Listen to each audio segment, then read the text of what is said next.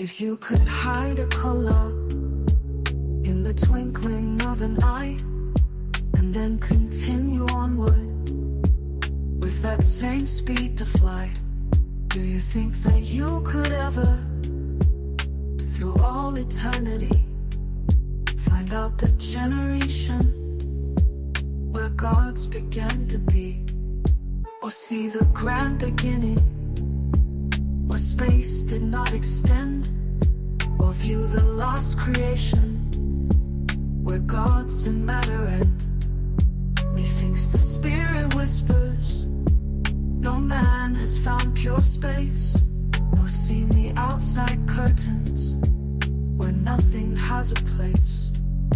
The works of God continue, and worlds and lives abound. Improvement and progression have one eternal round. There is no end to matter, there is no end to space, there is no end to spirit, there is no end to race, there is no end to virtue, there is no end to light, there is no end to wisdom, there is no end to light. It's monthly Mormon Mondays. It's time for the secret handshake. Tune in and race through the... It's monthly Mormon Mondays. It's time for... Well, usually it's monthly Mormon Monday, but I don't know what's going on with the video. But we are here. We are live. We're live. I'm Paranoid American. This is Heidi Love, the Exmo, and the... I forgot what I am. The Mamo? You're the Mamo. Macemo. Okay. The Yes. Mamo and the Exmo. I feel like having Mamo my doesn't coffee describe me now. well enough. Mason Mo. And we have an open invite to Andreas, but unfortunately he's in Dresden like this entire month, I guess, because what else does a CIA agent do but fly around the world constantly and analyze artifacts? He was in like a museum posting some crazy like Mayan calendar thing. But I saw that. He's gonna be bummed. He's gonna be bummed because today we're gonna talk about Mormonism and transhumanism, which I think that he's a fan of both of those things. I'm more skeptical of the two, and I don't know your stance on transhumanism. So what is it? What's your stance on transhumanism? So no, I'm not down, and I definitely don't want to live forever and not be able to die like the Bible says. I'm good to go. Not right away. I feel like that's almost skipping ahead to the last chapter, though, of like the live forever, because that's, I guess, the ultimate goal of transhumanism, and that one is the most like biblical, right? That's where you start getting into Antichrist and promising everlasting. But let's like not jump right into the deep end, because like wouldn't transhumanism be you lose a leg and you get a peg leg, or you get a bionic leg? Like what would, in your opinion, what would be the difference between a peg leg and a bionic leg? I think that's okay. I just am talking about, I probably wouldn't have anything that was lab created that was out of tissue. Any tissues, but metal. How far does this go? What if it's what if they just can put your brain in a vat connected to a mech body? No. Okay, so definitely not. No, definitely. No, nothing that's not within our scope of reason right now, like a heart transplant. Stuff like that, okay. But like if they grew it in a lab, like in a petri dish heart, count me out on that one.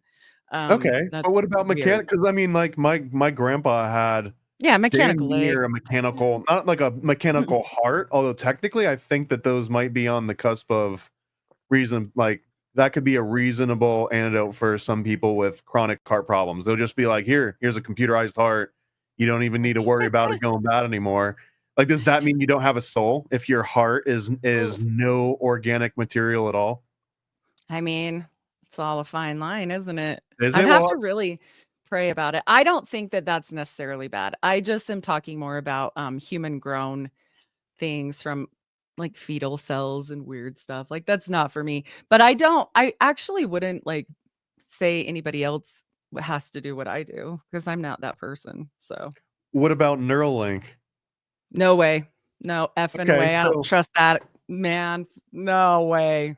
I want to figure out where the line is because I'm gonna assume that if something happened and you lost all 4 limbs, right? Both arms, both legs, but they were like, hey, it's already covered. Here's these, it's not lab grown tissue, it's just mechanical arms and legs, and you'll be good as new. You'd be open to Yeah. that, right? I'd probably be open to that. I mean, but I would just hope they'd let me die at that point. Like, Well, you don't know that. You don't know that. I'm just saying. My dad, my dad got very serious about this. He was a type 1 diabetic all his life, and he was really scared of having amputations and different things and early.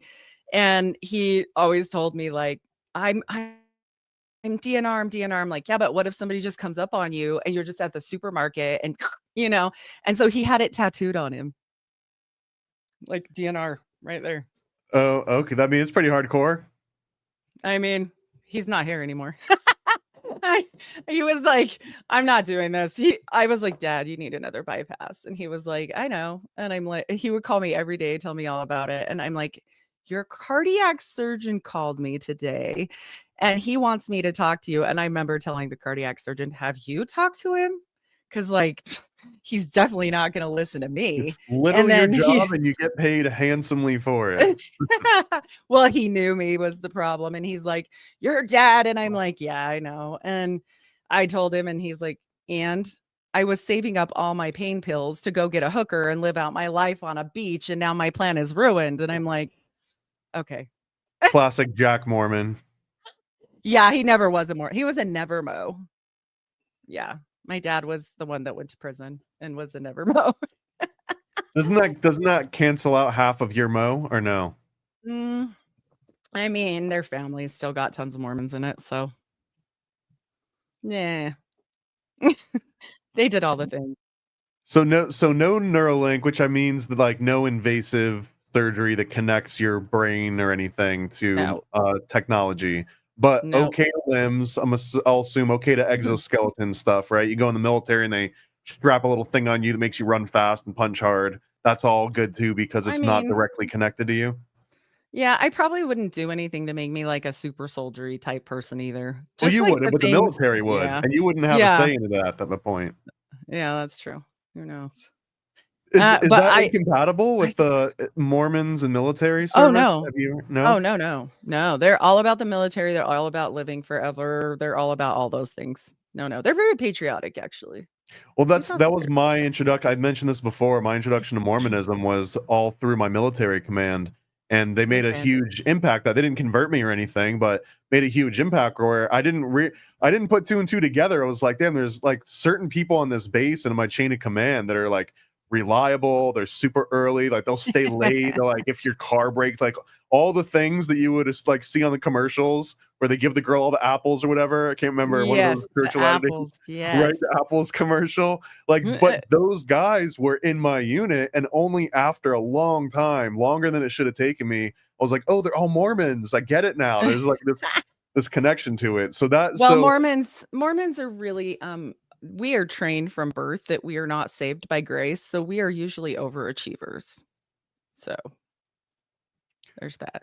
Okay, so we've got an Exmo's opinion. I guess I'm skeptic of transhumanism, but I wouldn't say that I'm like staunch out protesting. No. I actually think that at a certain point, transhumanism is going to be almost non-invasive. You won't even have to get something that like surgically attaches to your brain. It'll just be like, hey, inhale this little cloud of dust. It'll come in like Operation Sea Spray. Operation Sea Spray.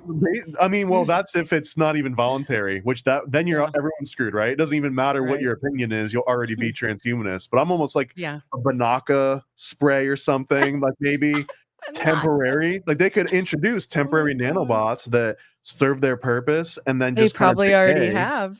You do know that Microsoft just made a deal with Coca-Cola. Do you know this? To put nanobots in the soda, I assume. I mean, they didn't say that, but Bill Gates and IBM. So I don't know. His mom worked for IBM. Everybody goes hard on his dad and the eugenics. I'm like, check out his mom, y'all. It's Check out great. literally the origin of nearly every American institution that was around in the 1900s or earlier. Like they all Especially in played the World a War. part. Yeah. Yeah. World Wars. Once it gets to the World Wars, you know what's up. Like, especially World War II. So okay, so I'm a little bit ambivalent on it.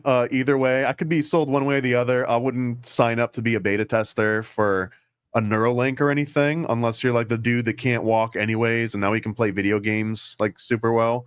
But it does seem that Mormons in general are pretty compatible with transhumanism, which does seem a little bit odd to me because I would assume that some of the same reservations that Christians might have to transhumanism might apply to Mormons, but Mormons also Well, believe in the potential of everlasting life, and like this eternal life. Yep. perfection of the world and perfection of the human body, which does it. Like, do Mormons believe that God didn't get the body right in the first place, and it's up to us to fix it, or are we waiting for No. upgrades, or what? No, I don't think they necessarily think that, but they are really on the cusp of technology. And I will tell you that the number one shareholder of the Mormons, and has been for a while, but especially as of 2024, is Microsoft. And Bill Gates is now the number one. And this, I'm going to go into this when we do Mormon magic money someday, but um, also Bill Gates is the number one farm owner of land now in America, but number two is the LDS Church. And then that is their number one stock holding position is Microsoft. So it gets a little interesting. They're very on the cusp of anything up and coming. They're not afraid of any of the, experimental type things to go forward in the future. They're very like hop on technology. They were one of the first people with like, do computers. And they had like computer missions. And my grandma had a computer mission where she just all day long with genetic stuff.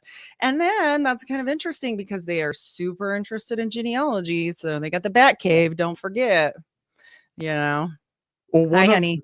the whole idea of theosis, and you can correct me because I'm still learning about this, and to you, it's like stuff that you probably had drilled in and out of your head a few times by now. But theosis is the idea that humans over time can progressively improve and improve and improve until they literally become gods, right? Not just godlike, Wow. but they will become gods. So, yes, there is a quote from Joseph Smith that says, God was once a man. This is called the Adam God theory. And I hate to get it wrong. I have it right in my notes, but they're in the file and I don't want to mess up our stream. But he says, God was once a man and man can become as God through progression. Basically, they do believe they will become gods and they lie about this now. It's not just Joseph Smith. That was Joseph first. If you put in Adam God theory, Joseph Smith, it will come right up. And then there's multiple other prophets that have been toted saying this, but then all of a sudden it became wildly like, oh shit, we're saying crazy stuff. And then the church was like, JK, no collab. And they do that a lot. I still think they're going to give it back. It's going to take another generation that was sold on it, right? Because when was the last time they really pushed that? Was in the 70s or so, right? Oh, yeah. And now they're just like, that's all nonsense. Like in the 90s, I would say the church became very Alex P. Keaton-esque. For those of you that watch Family Ties, they became like corporate Mitt Romney type people. They got very, let's get our shit together and not look like crazy space nerds or whatever they were doing before that. And what do you call the Grand Emperor Space Nerd of Mormonism again? The prophet, Master seer, and Elder. revelator. The Okay, prophet, seer, and revelator. Yes, the president. Whoever the next prophet, seer, and revelator It is, will they're be probably going Dallin to be Oaks. well, they're going to usually be like 70 years old or something, right? He is. He's old. Mm-hmm. Okay, so that means that the people that were sold on Mormonism by the 70s, let's say, that were still getting little like hits of Kolob, they probably have a soft spot for Kolob. So then when the 70-year-olds that grew up with that in the 1970s, that'll probably be in the next 10 years, 10 to 20 years. So if there's any chance of getting Kolob back, it would probably be through that generation that was raised on Star Trek. Because right now we still have people that maybe were introduced to all the Star Trek pop culture references a little bit too late, and they were maybe Right. turned off by how progressive Kolob was. Well, I think it just sounded weird, and at the time, they were being super exposed with, like, the salamander story and all these things, and I think they were just trying to quell things a little bit, like, "We'll bring this back a little at a time, but, like, let's not have everybody choke on magical shit," like, "Let's fix this," and so, they are very rich and they are very, well connected. Their top 10 shareholdings are all very interesting, like Amazon and Nvidia and Alphabet and all the things that would Tesla. Jared Birchall runs Elon Musk's company. He's also a Mormon. Like the Mormons are everywhere. The thing about the Mormons is they will be the guy that does, and I dare say this already happened. I said this about Rome. I mean, they snuck in there so quietly, built that temple, had it all the way done, did their little stunt, pictures, whatever, and nobody knew about it. And it's still, I'm telling people, and this happened years ago. So they're always the underdog, but they're sliding in there. And I do think they're going to be very powerful in the end. They're very with the times, and they're working with all the people that are with the times. So Well, and who again, knows? that's probably one of my fascinations with Mormonism is it's the only religion that I'm even aware outside of realism and a few of the other Right. kind of fringe ones, but it is a major religion that stays up to date with the times because it's only 2 centuries old. So it kind of Mhm. has no other choice, but it also has that benefit, which again, I guess, lends very well to the fact that they would be more compatible with transhumanism than a lot of other religions. Yeah. And there's Well, another I think part of they're a that. part of it. Yeah, I think they're a big part of it when you know that they are the full company that feeds all the genealogical information into ancestry.com and 23andMe from their Batcave with over 3 billion genealogical thing records in there. It's crazy. That's crazy. Like Well, and it's even if got you don't razor believe wire. even Yeah. if you don't believe in, like, the religious use of that, like, if you don't even think that they can let's say that you're an atheist, you're agnostic, or you're any other religion, you're like, "Who cares if they're just baptizing people after they're dead? What does it even matter? It doesn't work." But there's still a lot of practical applications to having access to all of this while we're here now. So even if you don't believe in the woo-woo part, you still have to at least acknowledge that they have this weird superpower of like being able to trace your gene. And It's one scary, last and by the way, that's not just Mormons, these records go into everyone. They don't have to get permission. They've done all the superstars. They've done Elvis, they've done Marilyn, they've done Obama's mom, they've done Adolf Hitler, they've done the Jews, then they got told to knock it off, and then they said, "We will knock it off," and then they didn't knock it off, and then they did Anne Frank. So they just keep doing what they wanna do, so I mean, don't they're think you're doing safe it in out there, people. underground chambers, right? They literally do Yeah. it in like or like at least In a in mountain. Here, interior I'll chambers. show it. Yeah, I'll go ahead with the Batman cave because it's kinda fun. I mean, we So I mean, can't. even if they said they wouldn't, I mean, who's gonna stop you? Especially if it doesn't really like you wouldn't even be able to know that they were doing this, and you would find out years later, oh, they've already baptized millions of people. So it's Yeah, almost a moot point. Like you can't prevent them from doing this. But no. when you said the magic and also the planet and taking it away, I do have one other alternate theory, and that's What is that it?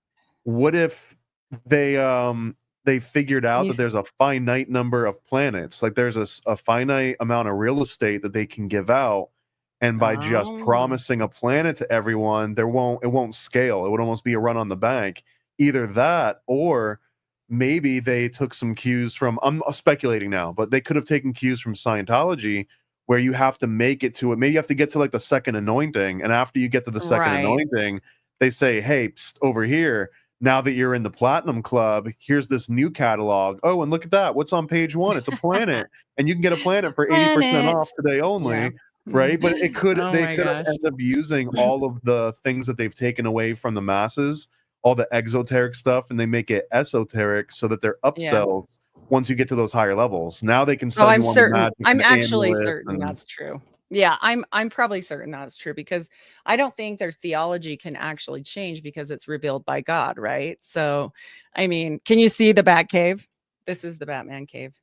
So how is this any different than the regular pool with the golden calves supporting No, it, where you do the this is military guarded almost. You cannot get to this. This is blown out of the side of the mountain. Well, that sounds like a And this, challenge. yep, razor wire, can't get in. Nobody's been in. See it? Very narrow way in and out. You can't get through. Over 3 billion genealogy records are in here, and all of their stuff is uploaded to familysearch.org, which then is included into all the other sites, including 23andMe, which is sketchy right now. Sketchy. So because their board resigned on the same day that Diddy got arrested. So Totally and unrelated, I'm sure. unrelated, I'm sure. And also her sister just died, right before that, the month Whose before sister? that. Ann Warchicki, her sister ran YouTube. She was the CEO for Oh, YouTube, and right. she just up and died. And then her son up and died of a overdose right before that. So we got a little Clinton fun right there. I don't know what's going on, but this is also, I have a little sample of this is their genealogical records and what they look like. And this one is Adolf Hitler's. Just for fun. They made sure he got Okay, done. well, I want to see what this is. So they did this on March 6th of 1996. They've got his sex male, questionable, event birth, April 20th, 1889, father Alois, Yeah, and I think mother maybe. Clara. Yeah. It's got it. Oh wow, it's got when he was baptized, when he was in Well, that's when they did it for him. That's his date. this is his Mormon baptism. Okay, so Yes. what did they do? What did they do on Hitler's baptism in 1993? I don't want to know, but they got in the golden calf pond, the golden calf pond. Here, I'll show it for everybody. And it says Londo, so I assume that means London. They baptized them in London. Yes. Do you in have to be London. closer to where the person died for it to No. work better? It doesn't matter. Nope. Not even nothing. You don't have to do any of that. I'm trying to look for the golden calf pond. I know. Is I more have it why would anyone care about what a Mormon church in London does versus one in the States? I mean, it just means whoever got the wisecrack idea to do it, they went ahead. So they just don't have to have any permissions of any sort, and they don't Even have from the to. Mormon church itself? No, nope. You just take Could Here we you? go. So There we go. Could we? There's the could we golden just- calf. Some little kid went in and baptized Hitler. So what do you need the to kids do? it. Like how do you be qualified to do this baptism So thing? Could I've you done do it? these. Oh, well, yeah, but the kids usually do it because we're busy doing the endowment part and they can't do that. So, but yeah, I did these. You can do up to 8 to 10 names per person. So you get in your baptism suit and you go in there and they actually say you are the name. You're a proxy for them, literally. Right. And so you go in and they do the same baptism as everybody gets and dunk you, and then you do it again. Then you're another name, and they do it again, and then they dunk you again. And this keeps going on for 8 to 10 people. So, yeah. Let's say that we did that same thing, but in reverse. Do you think it's even possible you could unbaptize somebody? They say they can accept the baptism or not. They say they have choices to not have this or whatever. And so they just can choose. They're like basically up there in some kind of waiting room and they're just like, hey, we're waiting for our baptism, get it done. And then you're doing it. So that's the rush on it, right? They're like, hurry up, we're waiting for you, get it together, blah, blah, blah. And I'm like, oh, okay, yeah, so What if you only baptized Hitler, but you didn't go through the endowment? Does he's like left in limbo? yeah, he has to wait in the waiting room. Yeah, he So needs could all you his do that work to done. like punish people? You could just go around baptizing but not endowing?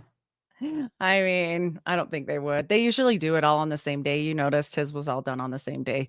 Whoever does the names, they usually get them done in the same day. So Right, but I'm just like in medieval times in Medici, they would have like a black mass where they would invert a Catholic mass and undo all the good that the Catholic mass was doing. But could you do an inversion of a Mormon baptism, or if you can't invert it and undo it, I wonder if we could like restart it. So, for example, we could wait for one of the prophet seers and revelators to die, and then just me and you could rebaptize them, but like screw it up halfway in and not finish it. And if Oh that's known, man. doesn't that mean that another Mormon somewhere else would be like, oh my God, I have to fix that? We can't Uh, let his last baptism have been this travesty of like this mockery. So they well, would have they to don't. rebaptize him. And you could constantly be like fighting, like, nope, I They got him. got And then they got guys that are there watching the whole thing. Like if you accidentally didn't get your arm in, you get to get baptized again, like or whatever. They watch all this. I imagine they have like little referee outfits. They blow a Yeah. whistle and they Or throw a nope. flag. The No, white suit. Yeah. The white suit. They got the white suit. they clutch their pearls. Yes, and the white dresses. Yeah, they got their fancy temple outfits. We only get to wear that in a temple. No colors, all white, except the Okay. green aprons, of course. So another item on my list of how Mormonism and transhumanism seems uniquely compatible is that Mormons also believe, I think, in like this millennial Christ, in that as soon as the 1800s came around and Mormonism invented, every 5 years they were like, Christ is coming back in 5 years. Everyone get ready. Oh, and then 5 years passes. They're like, no, I meant 5 years from now. And that's kind of been happening, but it seems like they are less vague now. You don't hear the prophet seers coming out and saying, we've got 20 years left, but No, that's the no, they just DNA of say, Mormonism. yeah, Like that was yes. always in the DNA, right? There's end of the world is constantly coming, and that now they don't put time frames on it. They just always say like, you got to be ready. You know, Mormons are huge preppers. They are prepping for the end of the world all the time. They are encouraged every single person to have over 2 years of food You're and food selling me right storage. now. Just you're at Yeah. risk of really selling me on this again. They're preppers. Yeah, they want you to have 2 years of food storage for every I love person in that. your family. Imagine if any other community in the entire world was actively telling all of its parishioners, and I guess I'm using that word wrong, but I was Catholic. But if they were telling all parishioners, like, hey, stock up, don't trust your government, you know, that's They kind don't of trust, yeah. Well, here's the funny thing about Mormons. They say they don't trust their government, and they're running away. They're running away from, the government. They want to go do polygamy, and they're this obscure group out in Mexico, right, where they run to is Utah, the, but or where Mexico the at the Romneys time. are at, I Right, believe. right, right. And so they ran their life there, and then they get there, and then Brigham Young's like, "Hey, President, do you want us to help build the railroad?" It doesn't even make sense. It doesn't even make sense because then they're constantly working for the government, and it doesn't really make a whole lot of sense. So I Well, I don't guess think that if you yeah, want to make sure that either you can take the government down or so that they can't take you down, is to infiltrate. they And have done that because they are part of all the 3-letter agencies, 100%. I feel like they killed them, like they killed everyone with kindness on the way there. Like a Mormon Absolutely. assassin might be one of the better assassins to be assigned to your case. Absolutely. They are the nicest, most you would never know if you were gonna be killed by a Mormon, I love ever. that. Yeah. It would be out of nowhere. You would be with the nicest person, like doctor, lawyer, upstanding, They've got rich, like a nice kill count car. in in Iraq or something. They've Yep. taken out like 800 people. Somebody just said Romney. She's not wrong. He worked for Bain and Company. I do a whole episode on that. Check out the Mormon Mafia. She's not wrong. She's not wrong.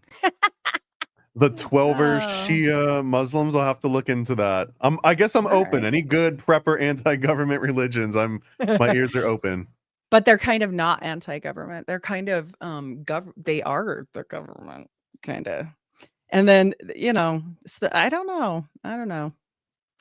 If you look into the Mormon Mafia, even since I've talked to you last, I looked more into the Mormon Mafia, and Bennett, who they placed there on purpose and ended up being in the Senate, he was there for years and years and years. He's the senator from Nevada, but yet he was in the CIA the whole time. And he was like a huge part of Watergate. Like it gets into the JFK like assassination. Like it's crazy. And I'm telling you guys, like, I don't trust it. I think that it's 100% they're all working together. So yep, it's one of those things, but they do like the preparedness. I mean, they do say this Also, you don't get to keep your food. Let me explain something. If the end of the world were to happen and we had a war and they thought it was the end of the world, they would call all of your food storage to one particular area and then it becomes communism. So at that point, they will take whatever they need and put it all in one big area, and then everybody has to come and get their portion of bread for the day. So I can't see any way that could go wrong. right. Yeah. Unless you have too many people, and then maybe then you don't. So this might sound like a loaded question, so you can go ahead and get your laughs out on everything, but when you're done laughing and mocking and snickering, there's still a question behind it. So do Mormons have respect for knowledge and science more so than other religions? Absolutely. I say our still because ex-Mormon, but was Mormon forever. The current prophet, seer, and revelator of the church is a heart surgeon. Don't forget that. So he was part of like a lot of medical like things. I think he was one of the first ones to do heart surgery on a child.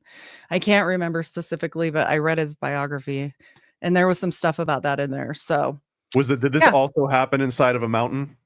No, it's boring. He wasn't the prophet That would yet. have been more interesting.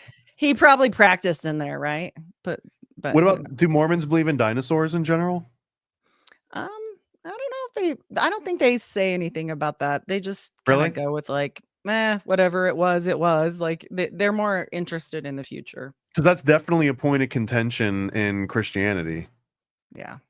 They don't get into like were there dinosaurs versus dragons or like crazy stories like that. They're very serious now. Like I think at one point they were pretty cool and had magical practices and all these weird things, probably Martinist, who knows, but they just lost all that when they became the Alex P. Keatons of the world. But I do think that you're right. Once they get to the second anointing, there's a lot of stuff that gets busted open because we see these people that seemingly appear very normal, like Lori Vallow, and she's this normal lady. And then all of a sudden one day she isn't normal after she gets hooked up, with other people in the community. And I'm assuming she probably had the second anointing. And then, we get into Chad Daybell and his weird books and all this, about speaking of living forever and predestinies and blah, blah, blah, blah. But anyway, whatever the case there, next thing you know, her kids are dead. So, and then there's magic circles drawn around their graves and weird stuff. So yeah, I think some people that get that second anointing are not as mentally sound like baseline, and then they hear some crazy thing and they just go wild off with it. So can be a little scary. Well, hear me out too, because Mormonism, we've already gone at length on almost every single show, so I guess this one won't be different. But that how compatible Mormonism is with occultism, even if they don't profess it as much right now, modern day, but like the very beginnings of that, and part of that too is because occultism, vampirism, like magical talismans, all of these things, even if you don't really believe it, the Mormonism, like when it was founded, was closer to all that, yes, compared to when the church was founded. When like the other modern, I guess it would be Islam and Christianity would be the other two like major world religions that are fairly new compared to the alternatives. And even that, you're sure they were like, occult based. Yeah. Well, because Mormonism is maybe 300, 400 years removed from the height of, like medieval sort of archaic magic and like all of the John Dee books and all of the homunculi, like all of that real good right in the middle of like the occult sort of golden age.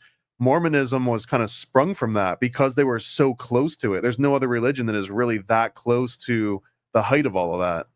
I mean, that's why I bring up Martinism, because I just feel like enough people don't even know about his mentor, who was Lumen Walters. Lumen Walters was a mentor to Joseph Smith, and Joseph, really looked up to him. But that man was actually chased out of town for being an occultist. And he was a doctor that just came back from where? France. That's why I conjecture that possibly he was the one that introduced Martinism to Joseph instead of just regular Masonry, which he was already affiliated with and came from a family of this.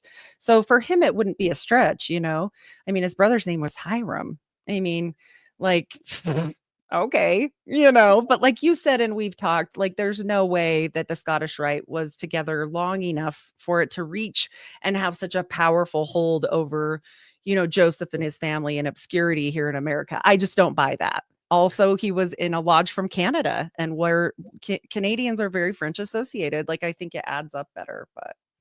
Yeah, I mean, I've got maybe a boring view on the whole Masonic tie, especially when it comes into Mormonism, but it just makes so much more sense. It's more rational to me, and that's that Freemasonry, since forever, has more about been like a template. It was more about here's how you conduct yourself. You have secret names. You've got secret nonverbal cues that you can pass to someone in a crowded room, so that only those with eyes to see it will be able to see it. Like all of those things, along with the discipline, showing up, having people do background checks on you, all of this stuff sounds routine now, because anyone that's gotten a job in the last 30 years, they've had to have a resume where you're like, okay, here's my references, right? You've a lot of jobs will do a background check on you. All of these are inventions of modern society and technology. Like no one was doing this 100 years ago.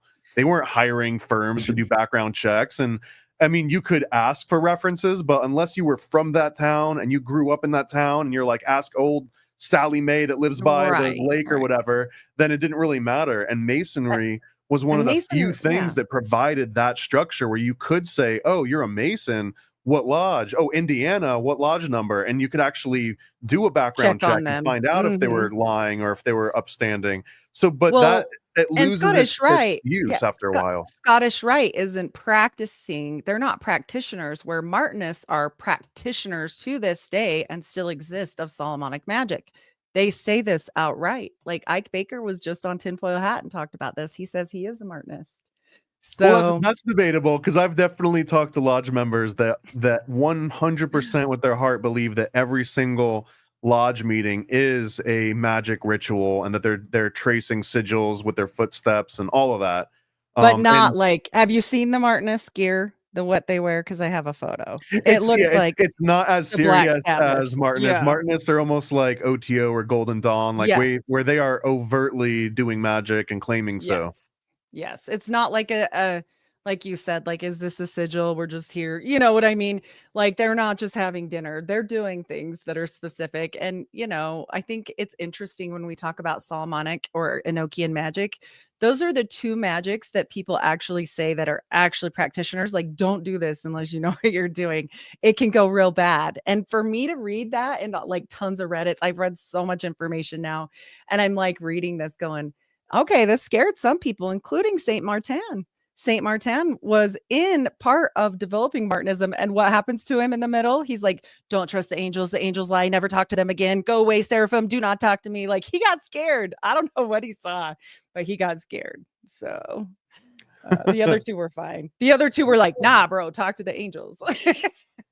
But all right, I've got one other, I think, strong case for transhumanism and Mormonism. Although we're kind of preaching to the choir here, because you're already like, yeah, of course they're on board. But I guess to further proves this a little bit is that what is most of our technology today based on? It's essentially based on gold and gold-plated minerals inside of the circuit boards and the chips and everything, right? But we're still kind of using these gold seer stones. And Joseph Smith was using these seer stones and this literal technology, like like polished stones to humans are technology, even if it's rudimentary. So this whole concept of that technology can get us closer and closer to God is also baked into the very foundation of Mormonism, right? So it just seems that it would make perfect sense that somebody like, oh yeah, of course you need a computer in order to turn into a god. Right. I mean, I think it's interesting that when we look at like the supercomputer and how that was developed, or even the PCR test and how that was developed, or even, there's a great little short going around of Elon Musk talking about Memphis, and that is really interesting. But like, they are obviously still using the technology of the earth. And I think this goes literally back to the first murder, because what happens in the Bible when Abel falls down and is slain is his blood spoke to God when it hit the dirt, So, I mean, we're talking about things that are magical in the earth and digging. And if you guys look up anything that has to do with magic and digging, it gets deep. And I'm not just talking about our brother Smith here. Was that I'm pun talking intended? about other things. Yes, I'm talking about, the things that I find interesting every time I'm reading about, if a toad shows up and talks to a guy, it tells them to dig. And that was in one of like Blurry Creatures more recent, I think it was, episodes. And I'm like, this guy made a deal with the devil and basically got the sigil of, I can't remember who he, Baal on him, and it wanted him to dig. And I found that fascinating, knowing what I know about Mormonism. I was like, what's he digging for? Did he tell him about some plates? I want I to mean, it could be know. or cobalt mines, or maybe they're just digging up more supplies for the next generation Right? of microchips. All this seems I like don't it would even be. know. I don't know, but the And supercomputer guy, he was digging under his house, and the gnomes told him where to find that information. So well, also we know how hard in the paint the Mormons go when it comes to genealogy, and that's the one thing that they've kind of been on the cuff about. Like, they've let the world know that they're doing all of this, but it wouldn't surprise me that they've got other special projects that they're not so overt about, that are like a little bit more right. secret. And some of those could be, Well, maybe they've they're learned. acquiring mines, and maybe they're As acquiring as technology for companies. sure. For sure. As they've gotten into, like, Microsoft is their number one holding, and on top of it, they're like part of every 3-letter agency ever. They've obviously learned, like, yo, we got to shut up some people because this is looking real crazy. Like, we can't have everybody talking about what we're doing in there at the high level. And so, of course, they're gonna, make it muted and wait until you get to like the certain level. We don't give it to the adept. Let's get real. Like, we got to get clear up top, and then we're going to tell them the secrets, right? Like you said, then they'll give you the book about like Scientology. What's the friggin' alien's name at the top? You know what I'm saying? It's not going to be for everybody. And so I can't remember the name of that alien. Xenu. The Scientology alien. Yeah. Yeah, Xenu is the top. You can't just come out with that in level 5. Let's get real. Like, that's why we say this is 1% of Mormons, not your grandma down the street, not and look, every time there Joseph was well aware of this. I want to bring this up, and I don't remember if I brought it up in the Harry Potter episode, but he went to Salem, but also when they were at Salem, he already knew some things because his grandfather was involved. His grandfather Azael, by the way, who died on Halloween. Let's not get weird at all. Okay, so he was a part of the Inquisition in Salem for some of these witches. So they knew exactly what not to say. He was on the prosecution side for things. So doesn't that make so much sense if you're actually the one doing it to turn around and blame other people, like every other person that's ever, done this as a narcissist to someone else and gaslight them? Like, he knew exactly what not to say. He knew exactly what Joseph shouldn't say. I think Joseph got a little loosey-goosey with his mouth, and it got him killed, to be quite frank. So That was kind of in vogue at that time. And in fact, being loosey-goosey was probably how Joseph Smith even heard about half of these things to begin with. So it was sort of the heyday of everyone, just revealing secrets nonstop.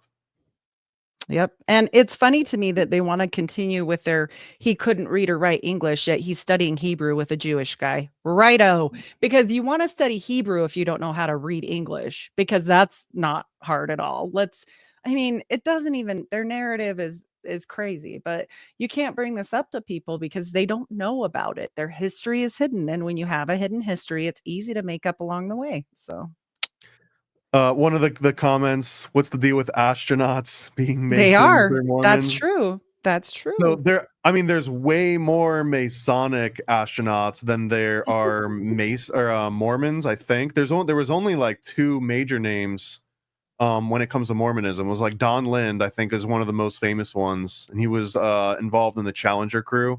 And then there was Mhm. another dude that didn't actually get to walk on the moon or do anything too cool.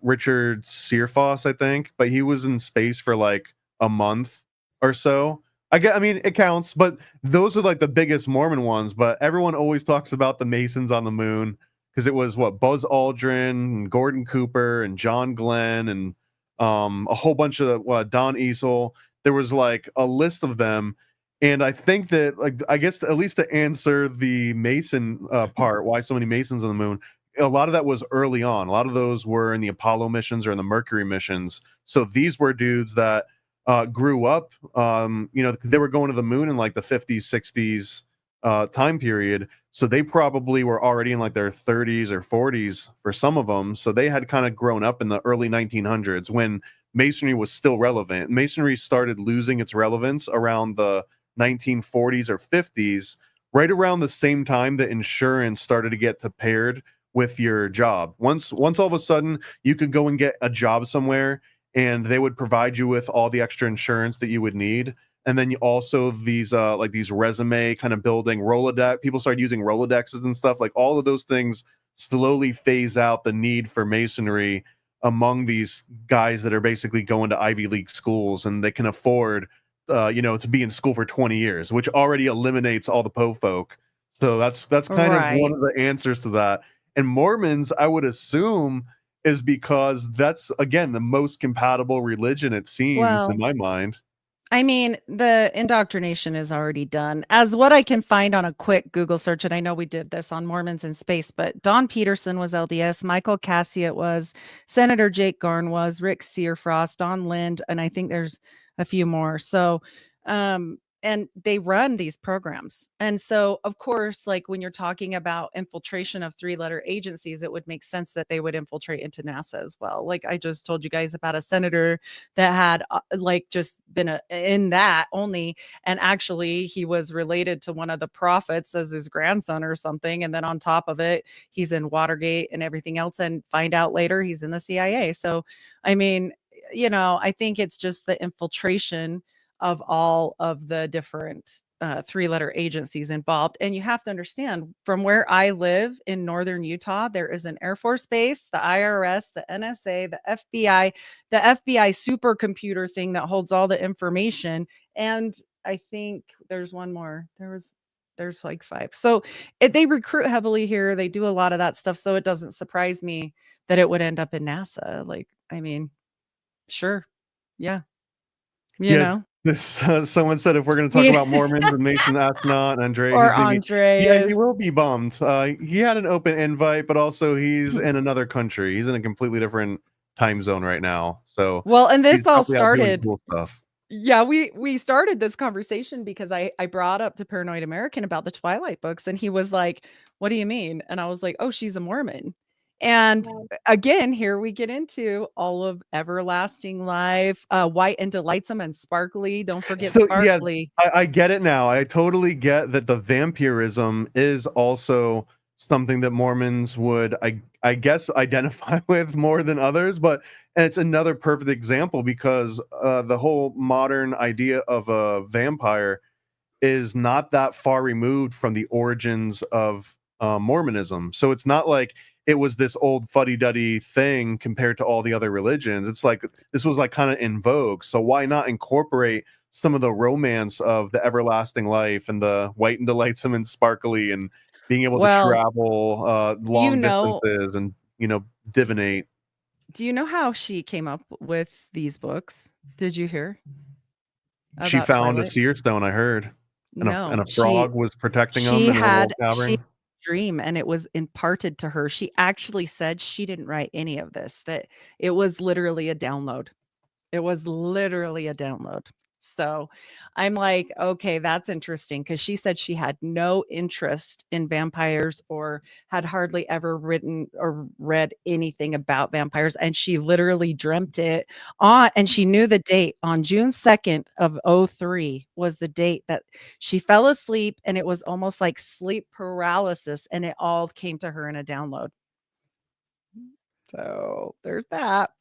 But then her whole download, this whole divine Mormon story, just turns into a teenage romance movie. Well, right? Well, let's look at the comparisons. We've got the dad who is extra fair, white and delightsome, and creates the whole family for everlasting life. He's obviously Joseph Smith. That's obviously a parody. And then we've got the love story there with her, and she is rising to the priestess, goddess, and evolving into what? A goddess herself, eventually by the end of the show. And it takes her 3 days to actually change. And I read the books as well. It takes her 3 days to actually change and complete that. So we're going biblical there. I find it very interesting as well that there is a Native American tribe associated. We know very well about the Lamanites in the Book of Mormon. And what happened to them? They received a curse of dark skin, but also a curse. So again, we get to the vampires on one side and the werewolf curse on the other, where they can't control it. And so it's kind of interesting, I think. Little parody there. Well, I mean, vampires are transhumanist almost by definition. They just didn't take the technology route, but they did transform from something other than human while starting as human, right? Or at least the made vampires, maybe not the granddaddy like original ones that came from what is it, Pazuzu, or all of the Right. older, wind demons, all of those guys, the Lilith Wendigo and and the yeah. Lils. Well, and also look at how they waited. They got married very young. They waited and were moral until after they got married. Very Mormon all the way around. Also trying to overcome the nature of man by resisting temptation. Like all of this plays so easily into Mormonism. And even a quote that Bella said is she couldn't fathom him being her boyfriend. Quote, I needed something more expressive of eternal commitment. I mean, there it And is. also, if you take a Mormon in regular human years, right? If you're Bloodstone dude, it's Brigham Young. If you're Brigham Young, Bloodstone dude, that's what I call him to myself. But if you're Brigham Young, you got to squeeze all these 40 or 50 wives you've got into a lifetime or in a half a lifetime, right? Because you're not going to be marrying them and scooping up your last 10 years. Maybe he did, and you're definitely not in the first 10 years.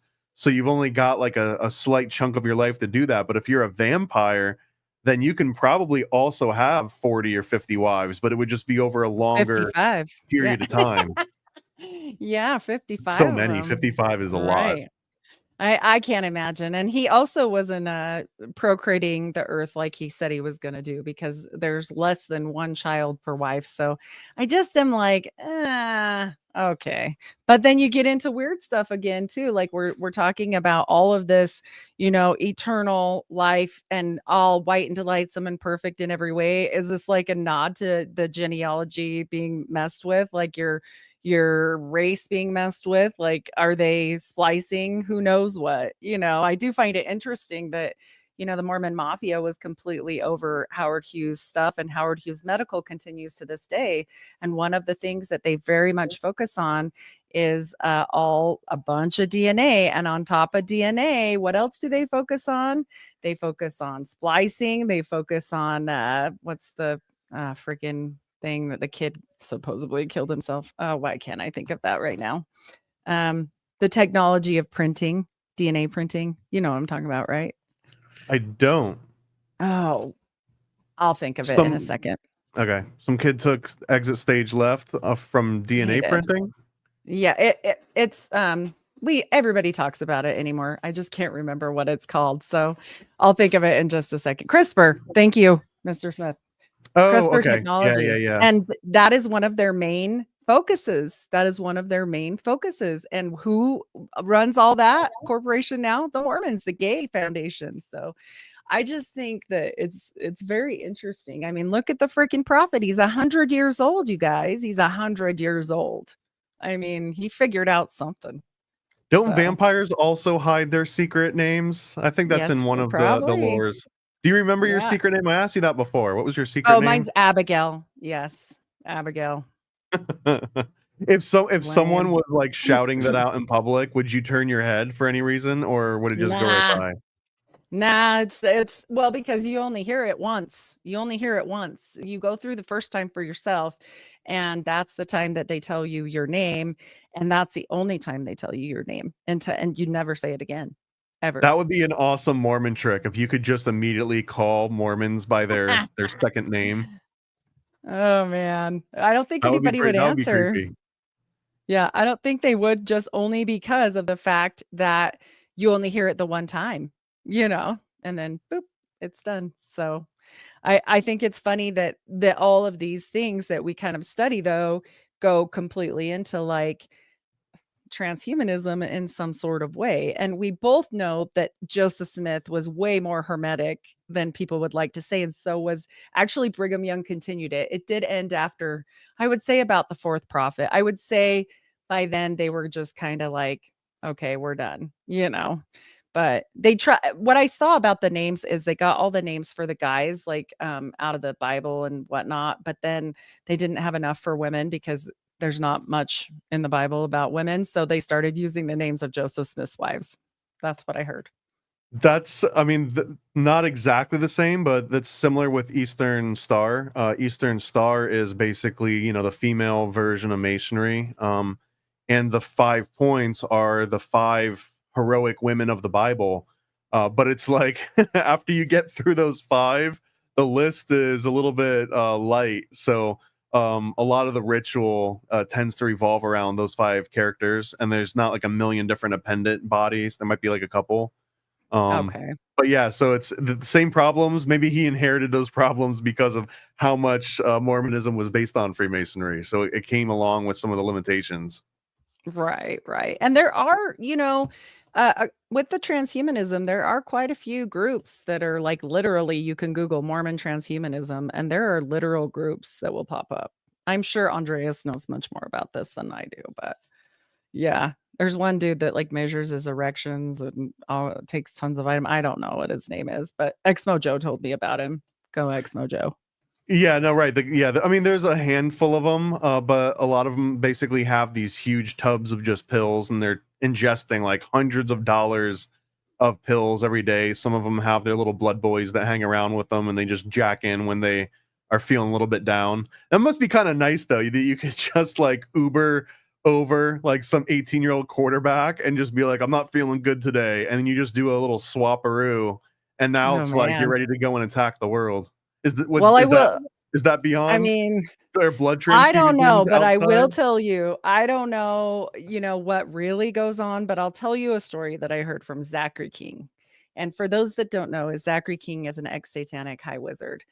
And he said to me once long ago, clear like in the early 80s, he had gone to some desert hideout, some rich person, and they were there. And he came and greeted him and said, you'll have to wait a couple hours because I need to finish my transfusion.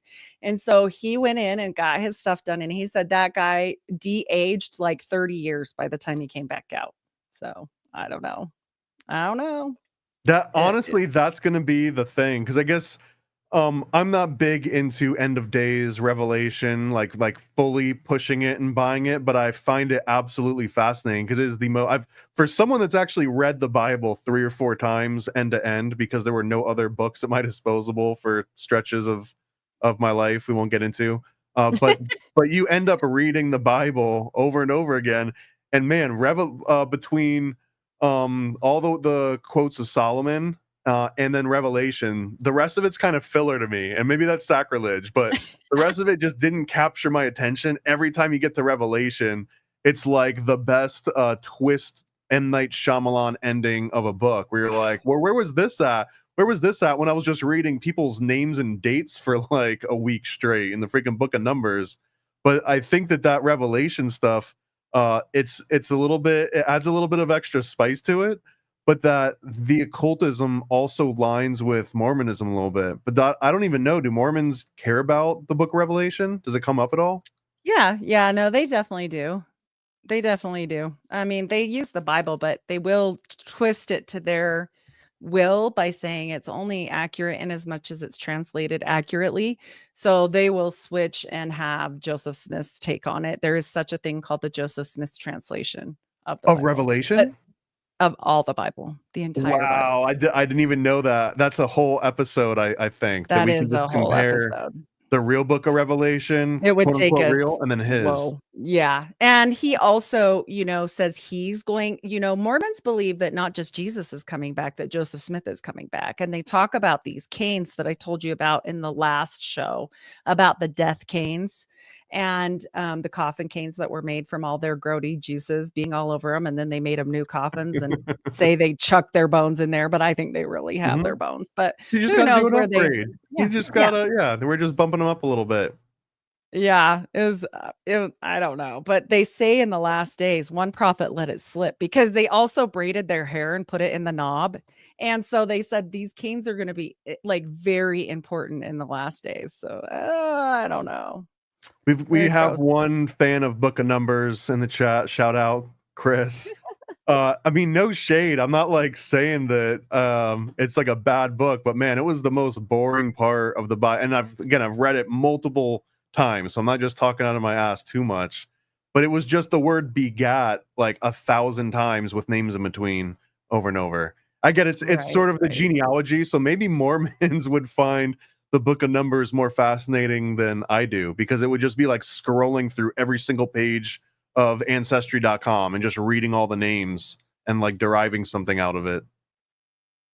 Yeah, I mean, maybe I've heard different things about this. And when they talk about, genealogies of people, I've also heard it talking about like the Nephilim tribes and they're very, very, very like obsessed with the tribes of Israel. That's why there's the golden oxen holding up that bath for the baptisms for the dead. So, I mean, they get into it. They're very into last days and prophecies and then they like some things and then they'll chuck other things out. Like they'll turn around, they'll turn around and say, "Oh, that never happened." And they'll put it in this big book of things that never happened.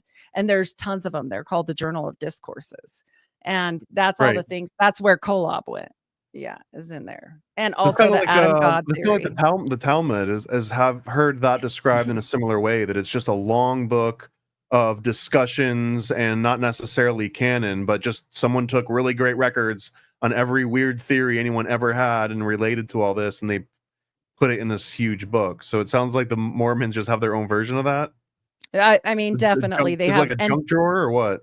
they literally make it like a Bible, like, it's like Journal of JOD, Journal of Discourses, and then they're like chapter 4, book 1, number 17. Like, they've got it all, like, categorized and, the big speech of King Follett speech is in there. Like, everything that sounds a little hokey or weird or hermetic is in those things. So, I mean What about this is a little bit of a tangent, but we were talking about like all the secret society aspect and the secret names and doing things covertly.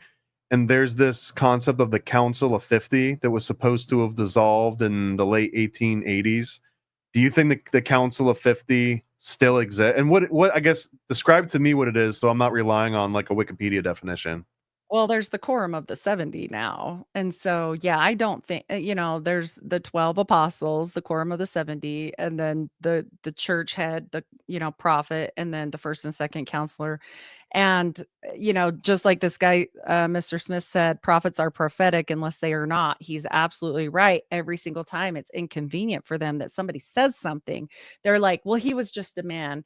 But follow the prophet, but he's just a man if he's wrong or they need to change it or whatever is happening in evolution of the world, and then they'll switch it. And so, they get out of it. It's so slippery. It's as slippery as Joseph's treasure.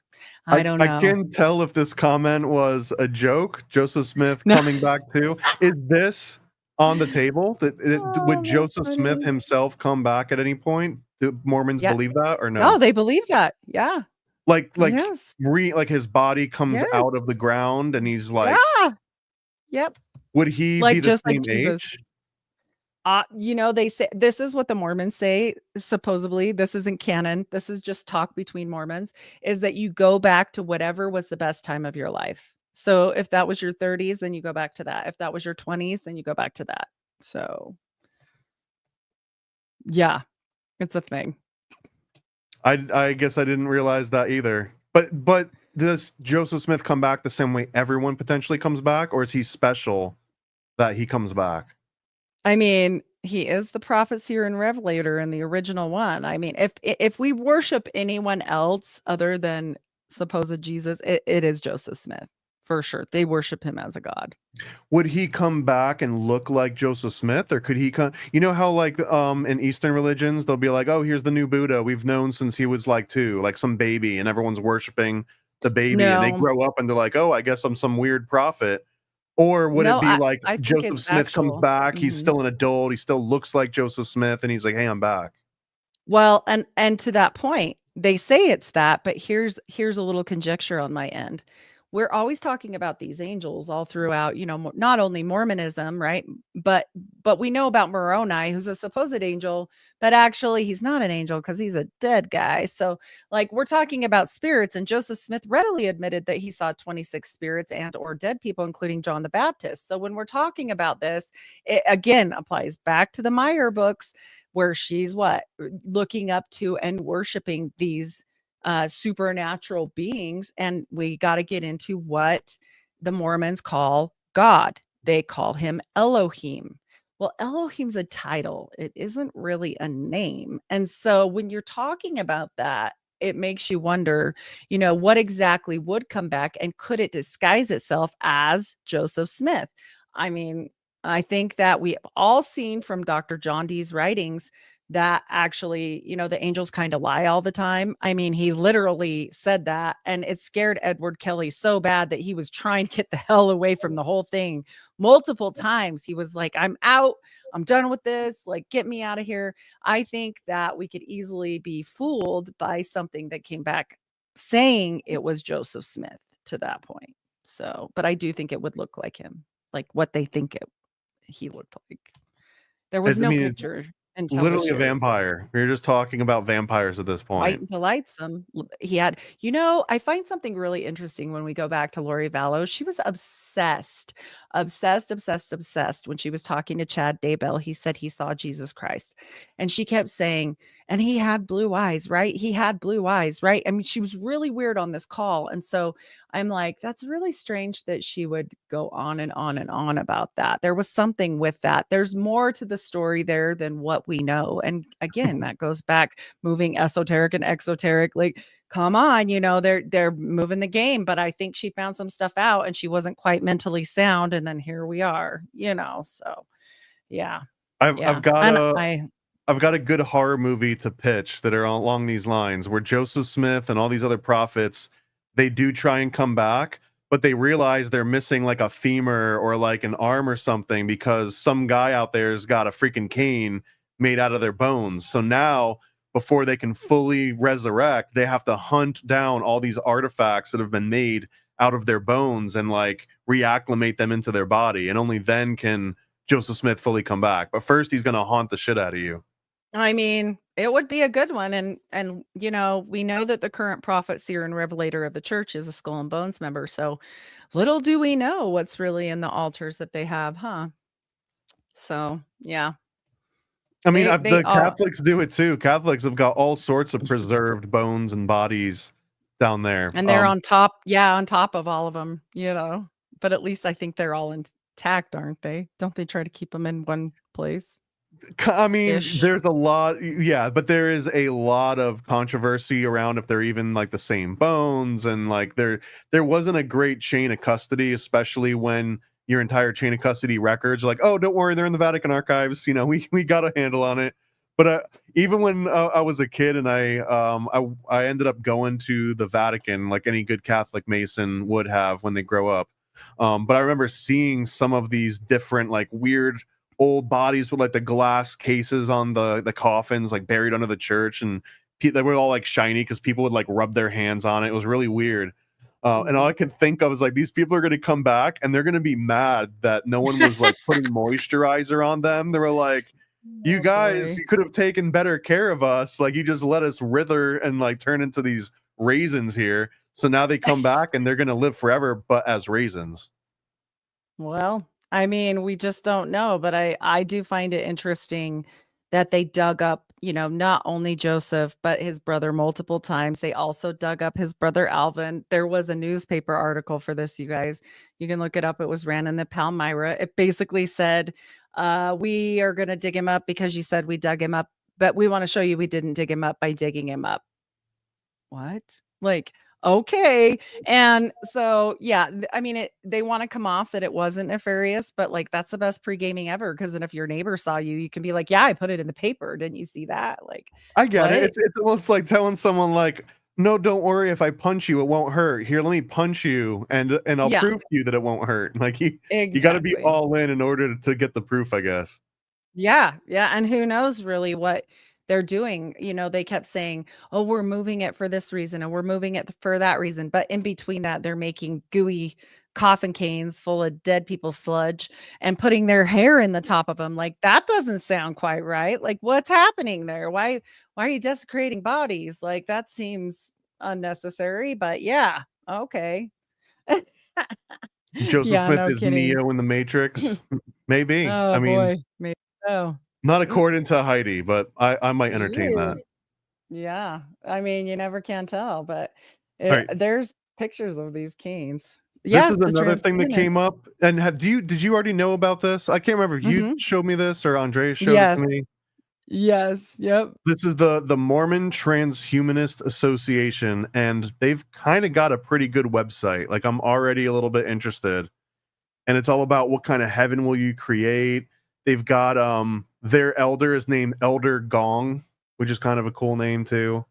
And they've got this Eh, entire website all set up about how Mormonism and transhumanism are completely compatible. And I mean, how deep have you looked into this? not a ton, but a little bit. Little bit. Yeah, So it's I'll interesting. give some of the highlights because I found this really freaking interesting. So they've got a whole. I'm not going to read the entire website. They describe what transhumanism is. So I guess here's the Mormon definition according to transfigurism.org. This is is it called again? The Mormon Transhumanist Association. So they define transhumanism as a growing intellectual movement grounded in ideas about science and technology in deliberate ethical ways to improve and transform ourselves in the world. That to me is a little too vague to actually mean anything in particular, because there's just a lot of like 2 cent words in there, I guess. Hmm. And then it says the term encompasses humanism, a tradition that places value on human life, human flourishing, human agency. Transhumanism adds to this by advocating that human beings should transcend our current state by evolving into something new, something effectively post-human. Now, I'm assuming that this doesn't show up in the Book of Mormon, or like even in temple when you walk in, they might like be selling this. So how much of this is like a Church X Andreas flavor of Yeah, right. Mormonism versus mainstream Mormonism? Well, we are missing the wonderful Andreas to tell us how death is a mug's game, right? He What posted that. did anyone ever even mention the concept of technology assisted eternal life? Your entire experience in being an active Mormon? No, definitely not. I mean, they don't talk about this weird stuff to the sheeple. No way. No way. They've got a freaking Superman comic here.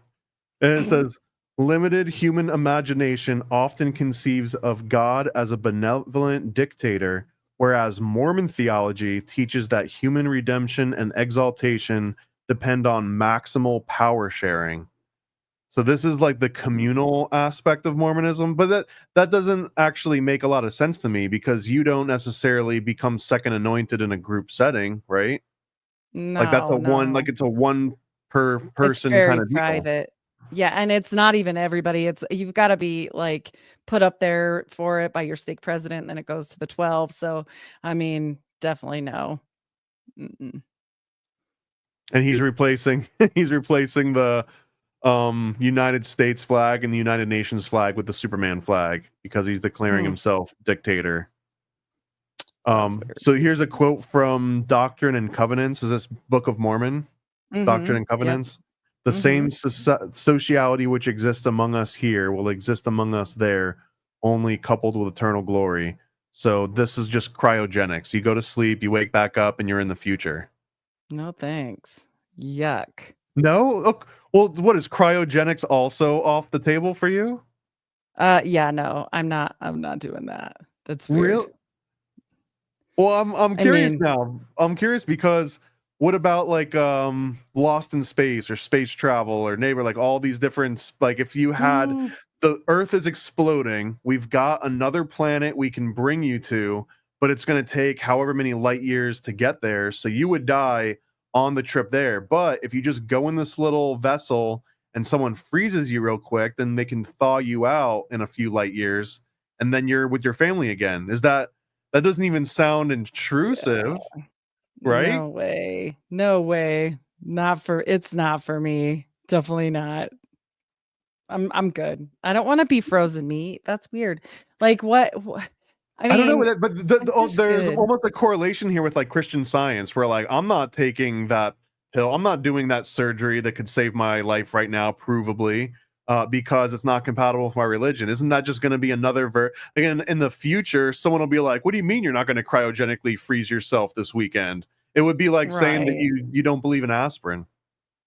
Well, I mean, I'm good with it. Like, you know how there's some people that will have 6 months to live, and then they'll say, "But you can do, chemo and have 7." And they do it, and they're sick the whole time, the entire time, instead of just having a good life for 6 months. Like, I'm Yeah, good. no, Like, it's a fair point, but also I guess the both of us are getting old enough that we've got retrospect wagyu. in our bias. But imagine that the new trend is like as you're going through school, everyone freezes themselves on the weekends because you don't want to age. And then if you don't freeze yourself like all the cool kids, then by the time you're like a senior in high school, like you look like an old person. You might have, like, if you're a guy, you might have a receding, hair pattern or something just by the time you're getting out of high school. But if you had been freezing yourself during the weekends like everyone else was, then it's almost like you would literally lose connection with your whole generation.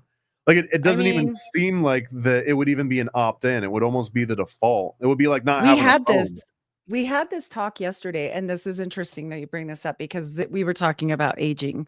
And so our family was over, and one of the gals, my daughter-in-law, she's like, "Well, what about Botox and stuff? Like, you guys look pretty young, but like everybody around you does it now. And especially in Utah, it's huge. Like in Utah, everybody does like, plastic surgeries of some sort." And so she's like, "Would you do it?" And I said, "Dude, like I can't even have stitches or liquid stitch. Like I try to die every freaking time. So I'm good. Like I don't want to die.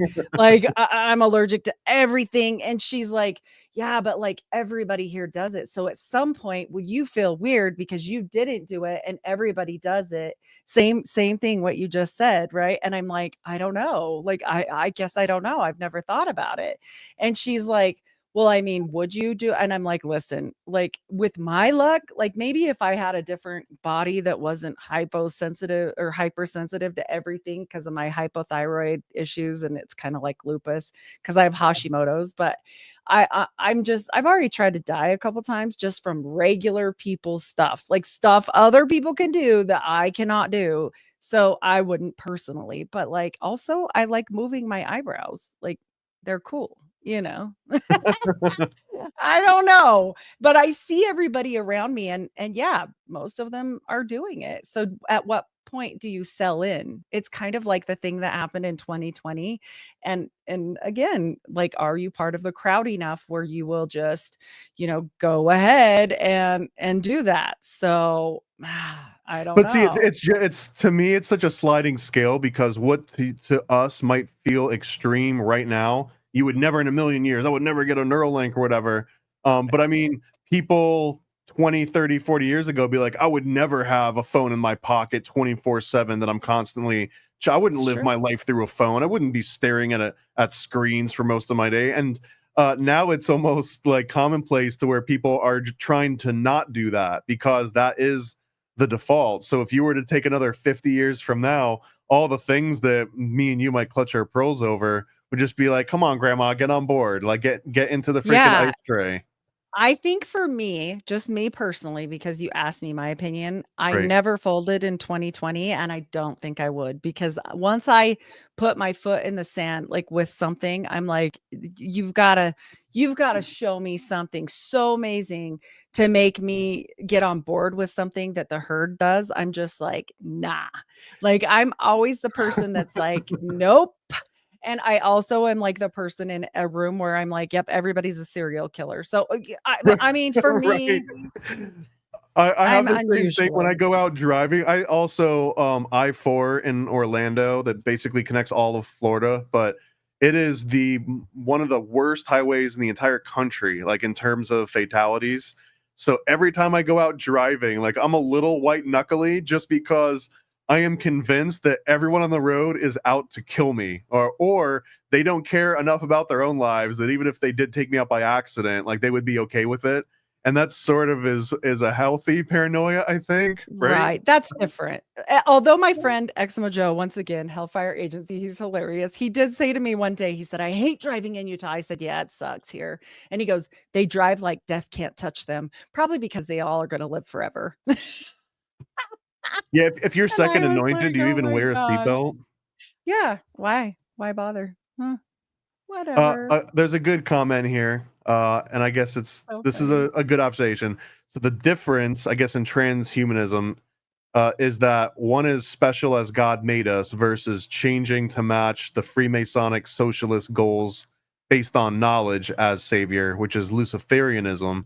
I would I would shoehorn in a little nuance there that even like the original Masonic founders of the country were staunchly deists, not necessarily atheist or agnostic. But I guess my understanding of a deist is more like God created everything, but then just like lost interest, and he's playing in like another place now. We're like the abandoned mall, and we've got the devices left to us that he made. So we've got these divine things to work with. But that's my understanding is deists don't necessarily believe in like a God coming back to save everyone. So you are kind of in on it on your own. Like it's up to you to make the best of it. So I don't know. Maybe that is also Luciferianism in a way, if you're not completely giving yourself over to the second coming. Well, I mean, we have to remember that Lucifer is Jesus's brother for Mormons, and he's the one that gives us our powers and priesthoods in the temple. Don't How forget. does how does that work?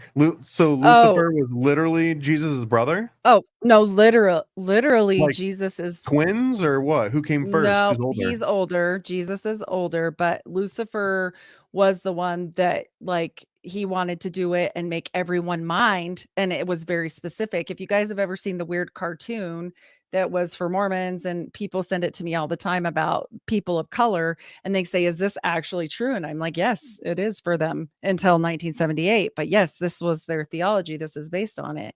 And it's on my IG if you guys want to go look at it. But I just think it's strange that a lot of people don't realize that when Adam is crying out and gets thrown out of Eden, he's crying out to God, and who shows up? Lucifer. And he used to wear a Masonic apron with all of the signs and symbols on it, but people got weird, so they made it just black. So now he wears a black one, and he says, "What is that?" And he says, "This? Oh, this is a sign of my powers and priesthoods." I think there's a little knowledge there, right?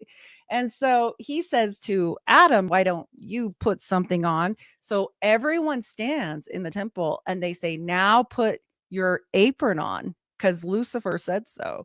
And so, I mean, I don't know exactly who they're worshiping there. That's why I always question who their Jesus is, right? So, yeah, I agree. I agree. White I knuckling actually it. have a really good trick for this now. I don't white knuckle anymore.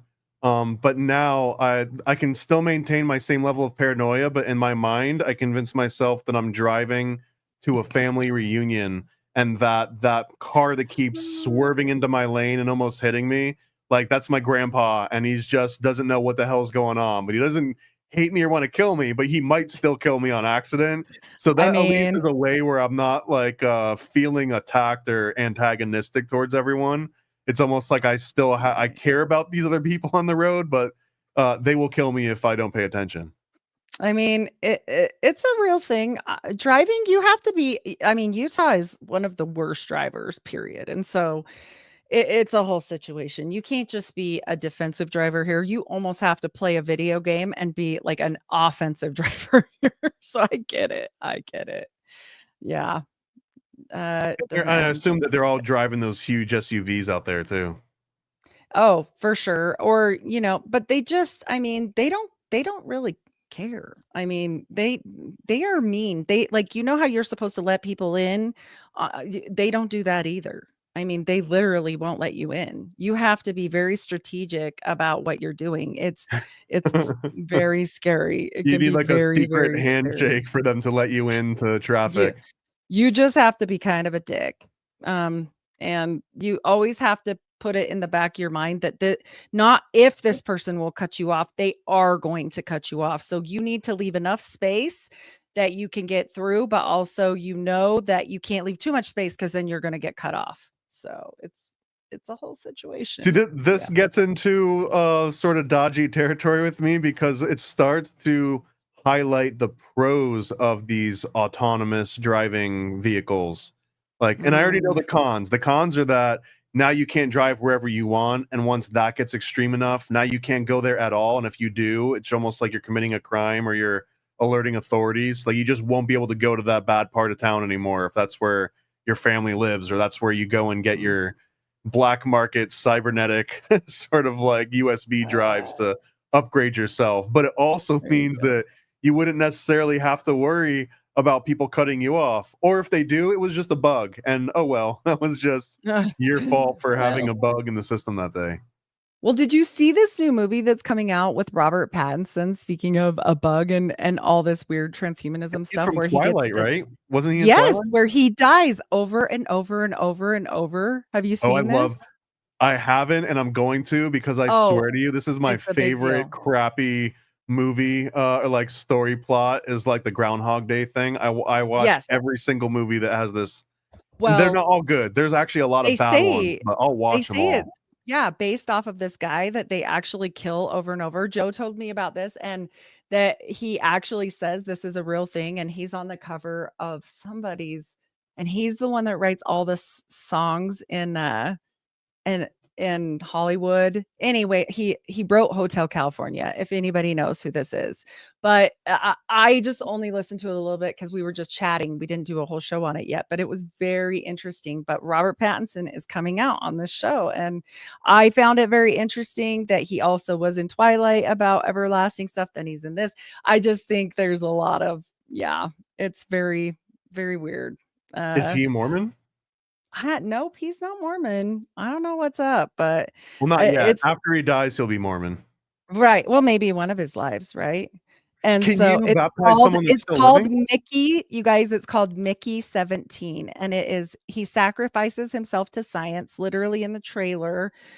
Bong Joon-ho's Mickey 17 in the clip. He plays a man named Mickey who volunteers to be expendable and is repeated deaths over and over and over in a futuristic world. So this is coming out. I'm in. I mean, this is right up my alley. Source Code, Groundhog's Day, Happy Death Day. What was the one? Edge of Tomorrow with Tom Cruise is probably one of the better ones. Have you seen all these? Not all of these. I've not seen Tom Cruise one. I think it's called Edge of Tomorrow. My opinion, it's a phenomenal movie, but again, I'm super biased. Not just towards those movies, but to Tom Cruise movies. Oh, gotcha. Even though he abandoned his daughter and he's a skank. Especially because of that. That's actually my favorite part of him. he named his daughter after like a Scientology alien deity, Siri, right? Yeah. And then he abandoned him. I don't know. He's something. But then now Jamie Foxx is raising her, right? And he's a new guy. I mean, they already expended him. Is that true? I've never heard that. I don't. No, yeah, no, that's true. But I mean, the whole Jamie Foxx thing. I mean, I just did a show with Catalyst about celebrity clones, and I mean, I think they figured it out. You know, they keep getting Mormonism whiter and more delightsome, right? Like, look at Beyonce; she's white now. Like, I don't know. Would Mormonism be compatible with cloning? It seems like it would. I think that all the genealogy and research is for something. Yeah, I think it's very interesting. Palm Springs a Groundhog Day movie? I don't think I've seen that one. Okay. If it is, I'll have to watch that one. Yeah. It seems very weird that they're very into anything that's on the new wave of things. They're very into like, oh, this new thing or that new thing, and they're funding a lot of this. They're funding a lot. It's a great strategy because and let's say the cryogenic thing, since that was like you wouldn't pass that line. But if there was a group of people that were like, no, that's incompatible with my religion, or for whatever reason, I'm not doing it. If Mormons as a whole embraced it and it worked, well, now that means that there's a potential future where there's way more Mormons than anyone else because they were able to integrate this new technology into their belief system, so there would be less qualms about it. Because even if you're an atheist, well, they can keep the people that were most important as well, right? All their prophets. So now here's an even better question: do you stick them in the back of the freezer, or do you keep them towards the front so they no, don't you get put them in freezer the burn? Batman cave. You put them in the Batman cave. What do you think is in there? They got razor wire going the opposite way, like to keep things in. I don't know. It's very strange. I feel like there is a lot of unexplained things for Mormons, and I feel like their stockholdings speak as well as what they've been involved in general. So Right. I don't, I don't blow all that off. It's very, I don't know. Yeah, it's strange. Oh, there we go. Tom I didn't Cruise. even know. Now there's someone saying it followed the book. I didn't even. What book? Edge of Tomorrow? Was Edge of Tomorrow a book? Oh, maybe. I don't know. I don't know. But interesting nonetheless that all of this stuff seems to continue. And like I said, Mormons are very pushed to be on the edge of technology. They are, a very Republican red state. They're very all about Elon. Like, I can't tell you how much I'm in a thread with my family right now, my husband's family, actually. And they all hated him a couple years ago. And now they can't stop. And it's driving me crazy, but I don't want to be that dick that leaves. Because I'm like, ugh. And I just am like, I don't know, you guys. You did see the pictures of him doing secret Masonic handshakes with Biden, didn't you? I I got mean, it. I'm dubious on this just because why would you even do a secret handshake with Biden? He probably can't even feel his hands, and even if he were a Mason, he probably wouldn't even know or remember that he was a Mason. And Oh, no. this isn't the first time that they would be meeting, so I guess I would just assume that there would be no practical reason for them to do a public Freemasonic handshake like that. It's Well, typically reserved for meeting someone let me show new, you. and you're not at liberty to say out loud, "Hey, man, I'm a Mason." So like, there's certain ways that you would indicate that to yourself. But again, these people have people that would like look into all this for them, so they would get a whole freaking itinerary and a whole dossier on the person they're about to meet. You Here wouldn't we wait go. until the handshake happens. Well, there's no disputing this. I mean, I'll dispute that. It's the thumb's not even on a knuckle. The thumb's in the Come fleshy part of on. his. We're talking about the paw, the lion's paw, not the That's other not. paw. That is absolutely not a lion's grip. Not even And close. this The for Mormons, lion's grip would mean his hand would have to be reaching over his entire wrist. You wouldn't be holding him by the hand, because the whole point of the lion's grip is that the flesh would rip away from your hand. So if you were to try and lift someone out of a grave the way he's holding it, you would just rip the fingers off. So you need the lion's grip in order to hold around their wrist bone so you can pull them up with more force. how about this fun little nugget? The cross of Jerusalem, which I mean, He got in trouble for. He it's got in Templar trouble for this. related. How do you get in Yeah. trouble? It's been He- on his body for how long? Yeah, no, he was on some secret missions that he was held off of because he had it. Look that up. It's interesting. But I'm just saying, I feel like I'm just as open to being a Templar as I would to be a Mormon. I don't know. Out of Well, those two, which yeah. would be better, a Templar or a Mormon? Shit, I don't even know. Here's a fun one from the past, since somebody mentioned Romney. Little blast from the past there. I You think can that make an these are all argument that Romney is sort of a modern day Templar, maybe Yeah, less fighting and like bloodshed, but the Templars were really just bankers. well, and I think that it's interesting that, like I said, I mean, the Martinists definitely go along with, a lot of Templar teachings. And so I think the Psalmodic stuff being integrated in there, and how dark it gets, right? Like, it's not normal. I mean, it's just not. It's very strange and unusual, the practices that they do.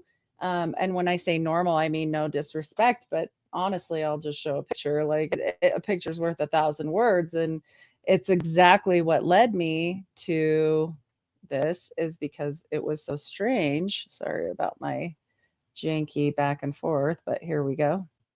This is current day Martinism, because that's not abnormal at all. Right. So you I guys mean, can check rogues out. are fun. LARPing is fun. Let's just be honest. Right.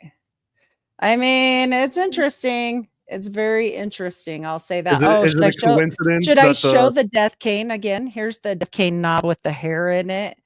And then it has right? like So whenever whose is this anyways? Brigham Young this or this was presented. So these canes, there's multiple of them, but this wooden cane has hair embedded in the knob, which is reported to be braided locks of Joseph and Hiram. This cane is also said to have been made from the wood of the coffins holding the Smith brothers before they were moved to their final resting places. And this was presented by Brigham Young to Sidney Rigdon, which is interesting because if you look up, we got to do one on Sidney Rigdon because many people conjecture that he is the branch that continued the magical practices, and they say that the dark side of Mormonism, and they call it the church of the church of Satan inside the Mormon church. So that his like progeny actually carried this on.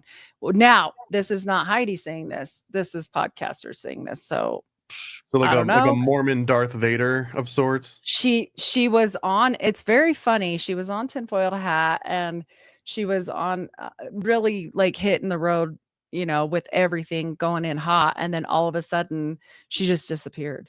And so she like removed her channel, removed everything. She used to be on a like 90 Day Fiance or something like that. But I'm trying to remember her name right now, but I'll figure it out. But yeah, she went on Sam. So interesting.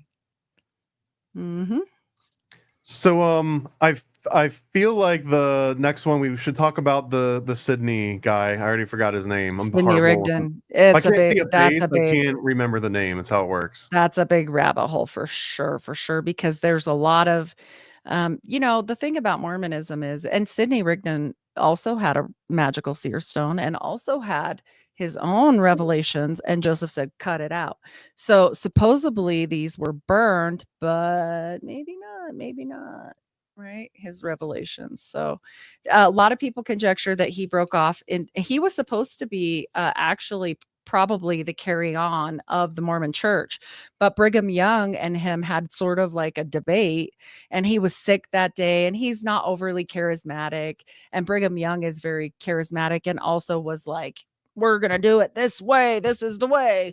And people were sick of being thrown out of everywhere. They wanted a good, solid leader. So, of course, they went with Brigham Young because he left no next in command other than his son, and his son He was was the Trump 11. of the time. He kind of Brigham Yes, Young sort of he comes was. across as a Trump to me. Yes, and he was all about money. He was the one that integrated more of the money situation and working with the government, I do believe. He was the one integral in, you know, hooking up and doing like the railroad, and we have Promontory Point here. Like, I mean, you know, he was very integral in all this, the development. So, yeah. Yep. Is very there interesting. do you have a general feel on Mormons and Trump? Like, were they Oh, they love him. okay? Oh, but the Amish. but years ago, they hated him because he because talked he about was the counter to Romney. PUSS, you know. He talked about the you know what. And so grab her in the yeah. It didn't go over well. So that made it Mormons clutch their pearls Very much so. just Yeah, because he they're happens not. to like felines. Well, he just, yeah, you can't say that. So literally, I watched my in-laws go from like hating him because he said such a thing to loving him. And literally, they're like texting like in the middle of the night, like, yay. And I'm like, okay, this is about pocketbooks now.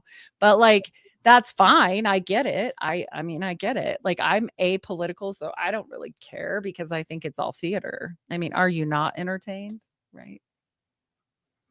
I got to admit, I am entertained. I mean, Exactly. this is about as good as political theater kind of gets, until they start playing with like the fingers on the button type stuff.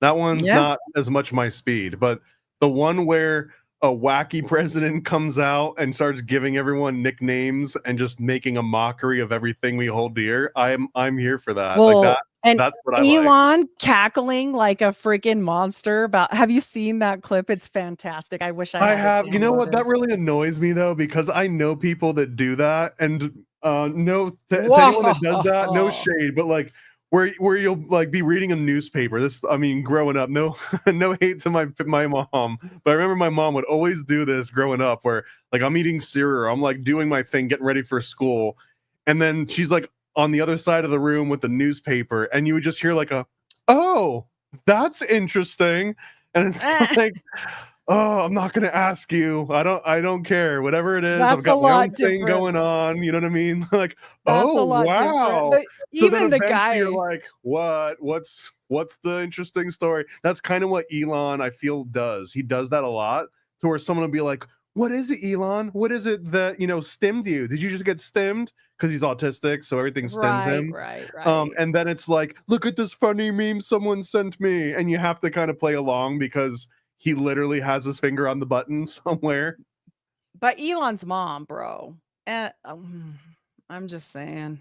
It's a lot. It's a lot for me. She's a I'm like, vampire. If you told me that she was if she was like Bram Stoker's Dracula, yeah, she she's kind scary. of fits it. She has the silhouette and everything. Oh my gosh, she's terrifying. And I just think like, okay, and everything he does, it's weird. It's a little weird, but he's very, he's close at hand with everything that's going on, right? He's not really in any political situation, but yet he's in every single picture I've seen of Trump, period, lately. Period. So This is totally speculative question, but I'm just someone was mentioning magic underwear, the best part of Mormonism, magic underwear. The secret they symbols, updated him. Yeah. if they made it more comfortable, right? They got like boxers and stuff now. Oh, no, they had the boxers, but they made a slip. When does the dress. lingerie come out? I know. I'm actually shocked that they did this because I never thought, literally, you guys, I never thought I would live to see the day. So let me show you. It's happening, and it's happening Here faster we than you go. ever thought. Here we go. No bottoms, just the slip. Wow. No boxer shorts underneath. I have a feeling that this was a joke, but I don't know. But someone posted that the Mormons are also considering a butt plug with an LED light that has all of the symbols engraved around the outside. Yeah, and that might work. Yeah. As long as you if we made bumper stickers and put the symbols on a bumper sticker, how many Mormons, if I'm driving around in traffic, how many would actually recognize that? They would know, but they would say no, they would, but they would be upset. That's like against the rules. Oh yeah. No, you don't. This is secret stuff. They do not like when. Not my rules. This would be like a non-Mason writing about like, a Masonic Duncan's ritual or something. They would be upset. They would be super upset. They are really weird. Like even about handshakes or anything, like if you were to joke about it. That's why, there's been multiple people that have done these things outside of the temple, and you're never supposed to do that ever. So, and I'm talking people that are still in, not people like me talking crap. Like no. Like people that are important. So, who knows? Would you be as outwardly ex-Mormon if you were in Mexico? Is there like a Mormon Mexican mafia that might take you out, like a cartel? I mean, probably there might be, but I'm like, whatever. I think I'm in a more dangerous place than anywhere. I'm in Utah, Salt Lake City. So, yeah.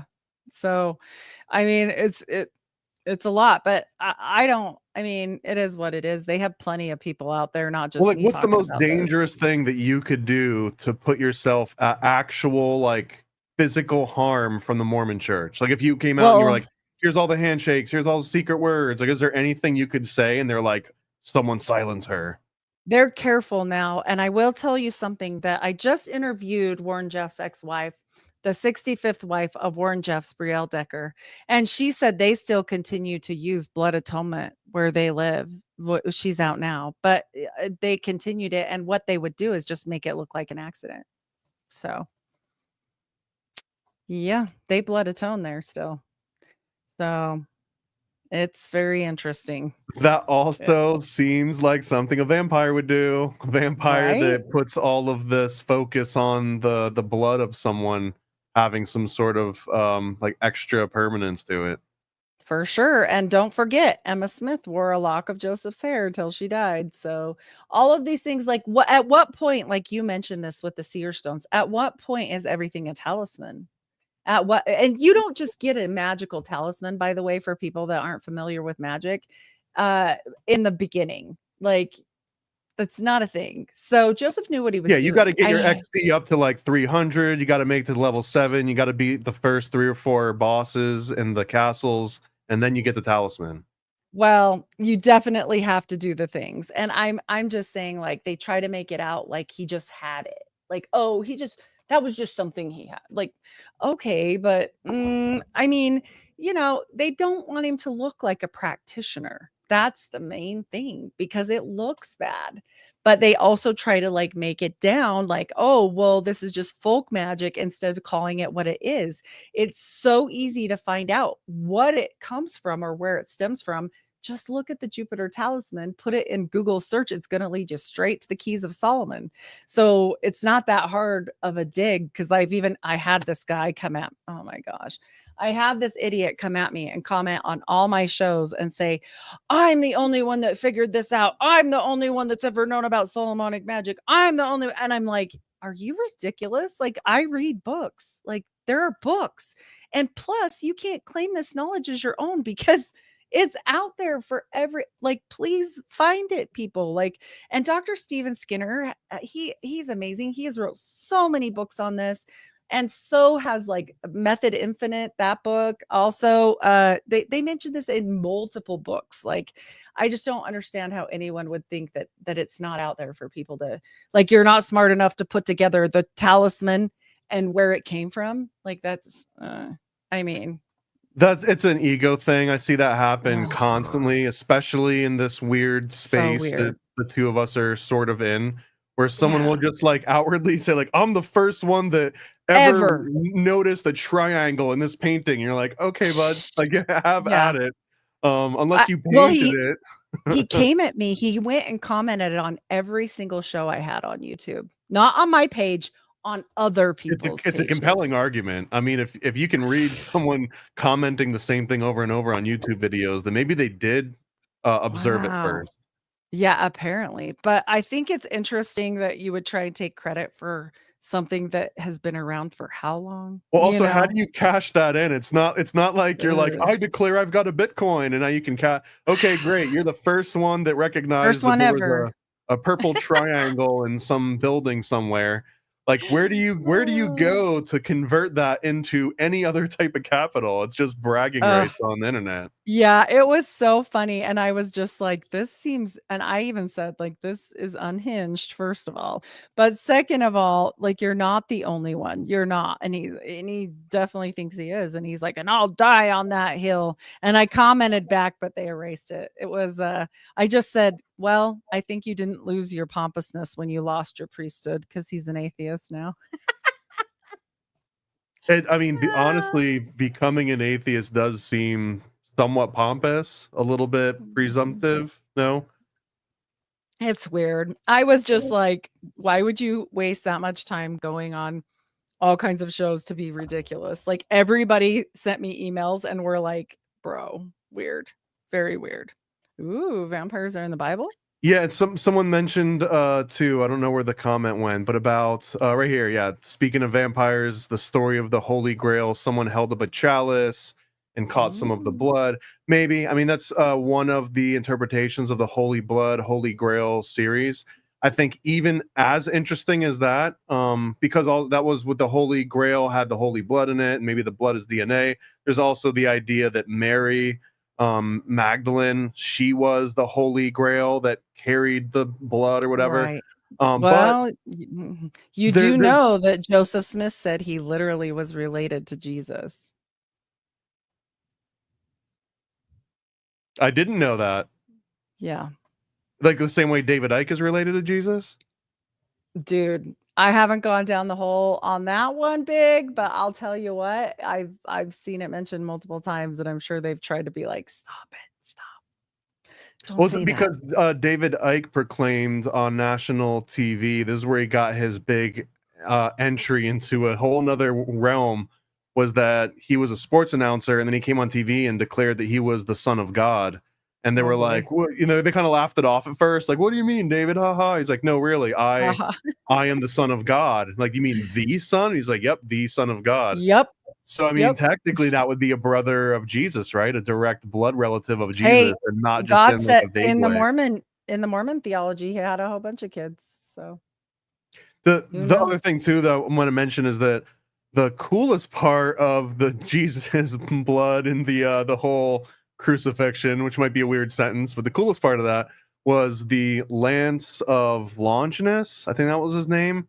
This is the Spear of Destiny, and that the guy Yes. that was poking JC with the skewer to check and see if he was done yet, that the blood ran down the skewer and it touched him and it cured him of some like eye issue. I think he wasn't fully blind, but he had like was hard of seeing or something, and it completely refreshed him, and he became a saint. Like if he just got it on him, even the dude poking him becomes a saint because of how holy this blood is. Which is kind of wild. I mean, I'm sure there were they steps in do say between. It was like, Hitler. I'm cured, therefore I now believe, and now I get to be a saint. But yeah, and Hitler, what he was after that Spear of Destiny too. They say he got it. They say he got it. I don't Well, know hear if he me out. did. If Longinus is able to go from the poker into being a saint, there might be some occult sort of rationale that if you can also extract some of the blood from that spear, then you can also become a saint. It's almost like a game genie cheat code in order to get to the last level. Yeah. And they also, I mean, people also are conjecturing that, the whole reason why we started the war in Iraq and Iran and all this stuff is because the Epic of Gilgamesh, and that they went in to get Gilgamesh's body because of DNA. So I don't know. Have you heard that? Have you heard this? I've heard from the email leaks about the temples, but no, what was the specific reference here? That's why the whole reason why the war started was so they could go so in the there. same thing that we're talking about. Yeah. Yep.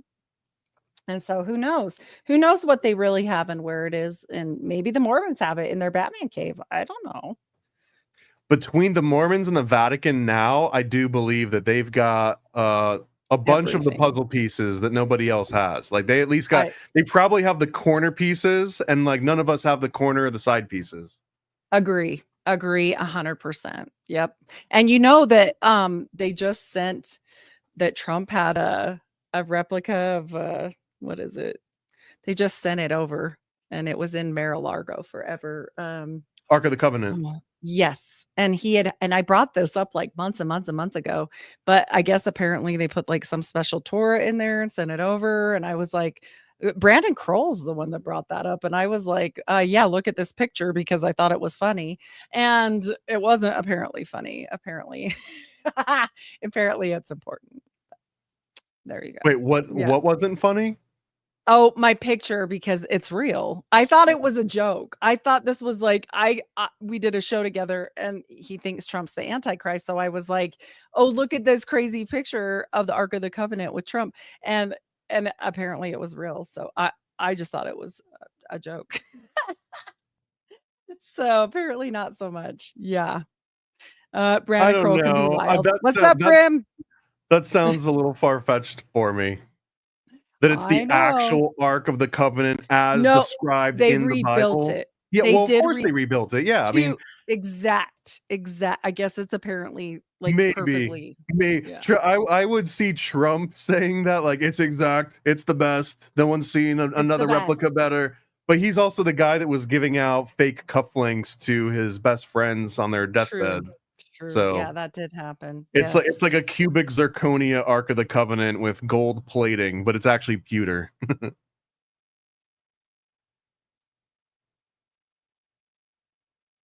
big Trump fans. Asthma. Oops. Yeah, I don't care one way or another. Like, Trump can do whatever he wants, but I just think it's strange what they're doing right now and amping up for, and who they're surrounding themselves with. So I'm like, what's up, Grim? Shout out to Grim washing an RV while listen. That's awesome. Hopefully going somewhere cool. Right. That sounds fun to me. But yeah, it's weird. I mean, Hitler was on this trail. There's all kinds of these DNA trails too with all this stuff and what they were looking for and supposedly special DNA. I don't know. I do stories on Were it. there any Nazi Mormons? Oh, you don't know? Oh, we have to do a show on so Mormonism definitely supported the Nazi regime. In fact, they were one of the few people that showed up in Germany after the war was over to support them. They are heavily involved in Project Paperclip, and they are heavily involved in the support of the Nazi Really? regime This at is that all new to time. me. Yes, there's books written about this. They actually basically turned over a kid that was trying to fight against Hitler because he was trying to put it out in the little memos. He was in the church. Thomas S. Monson's involved in this. This is a whole thing. There are Okay, well, multiple this is books. probably where the Mormons and the Vatican were like, hey, we share so many common What's interests. up? You helped Well, the Nazis after World War II. We helped the Nazis after World War II. Let's go and get lunch. you do know that where they don't see eye to eye in some things and in some clubs, they do see eye to eye in one club, and that is the Rotary Club. There's high connections in the Rotary Club with the Mormons and the Catholics. They're friends. Don't worry. Yeah, well, the Rotary Club is popular with Catholics because it's Masonry minus all of the papal decrees that say you're not allowed to do that. Exactly. And so I'll tell you what, yeah, there's like probably no less than 10 books written on Nazis and Mormons. So it's a thing. Yeah. And they definitely use it more. That'll be a spicy episode. Nazi Mo's. Yeah. We look, definitely. we got Andreas in the comments. He heard we were talking Andreas. about why does Andreas come up when we talk Nazis and not the transhumanist Andreas. stuff? Yeah, what about all your vitamins? We'll want to do know. a part two. We'll do a part two. Inquiring minds want to know what you're doing. You're gonna stay young forever. What he has to do, he has to figure out what kind of information we're dispelling, and then he passes it up the chain, and then they give him the talking points to come back and refute it all for us. Oh, he's there. Add him. He's here. I see him. Oh, he is. Oh my God, he is. Well, hi, Andrea. Only a little bit. I'm sorry. I can get more ready. I was running back and forth, and I saw that you guys were talking about Germany, rather, and I'm in Germany. So, how are you? Good. How you doing? Are you living forever? Yeah. No, I mean, maybe I'll stay, and maybe I'll come back.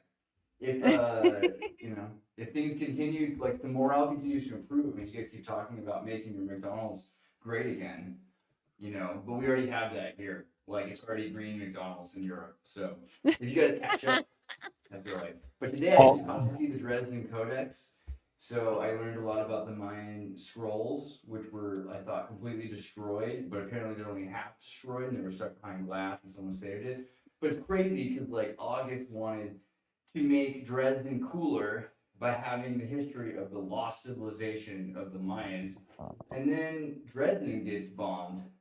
So in a weird way, it's like he tied the destinies of the Mayan civilizational collapse to the collapse of Germany in a lot of ways. Yeah. But yeah, you guys are talking about the Third Reich, and I think it's interesting because there is definitely this idea of like a breakaway civilization attached to transhumanism and attached to the Mormons too. Like I was saying recently, Zion Point, like the Zion Point, which is really similar to Horizon Point, like Horizon Point. I think we're very close to whatever that is either way. But yeah, does it have to be so bashy in like a negative way? Because you look at like Germany today, you got like Turks, wild inclusion, which really fits with like at the time. Originally, Hitler was against Mussolini, right? And like they worked against each other, and Hitler supplied weapons to Africans and to Turks. So I don't know, just that was my thought about that. And also, you guys want to see my pills? Give me a second. Yes. and then he was gone. Well, there he goes. Yeah, I definitely think it's like a Mormon probably... laughing. Oh, there he is. Oh, there's your vitamins. Oh my gosh, Andreas. Now, how do you get those through like Homeland Security? That's what I want to understand, because they did not give me any Holy. trouble at all. And then they tested my mushroom tea mix, because I had that mud water in a can, and they gave Oh, me trouble for that. They're like, "Oh, we better test this in case." Like, what are you kidding me? Like, I look like I'm going to a rave in the You're like, Czech Republic. don't let the red ones touch the blue ones, or we're all dead. oh my Yeah, gosh. like if I were me, like, I mean, that looks Right. like that looked like a lot of fun. Oh my gosh. Now you know, if you ever go fishing for an Andreas, you can just get a little tackle box of pills and just cast the line, and eventually you'll catch one. It helps. It helps. Oh. I would recommend to anybody Bio NAD Plus. Obviously, like everyone should be taking NAD Plus. And what else? I mean, start with that. What's the most experimental and controversial of all of those things in your little gift bag? I can't even tell you that. Okay, it's Yeah, but you can know. Are you it's made from cremated? baby angel wings. Are you drinking cremated prophets? I mean, I'm in Dresden. I just saw the Mayan scroll. Yeah. Right. Now I'm wondering Andreas, too. we've missed you. You're about the Mayan scroll. Is there a theory, like a Tartarian aspect or like an old world aspect, where they ship all of the things to places where a war is about to erupt? So now, like, oh, the war took it all out. Our history's Of gone. course.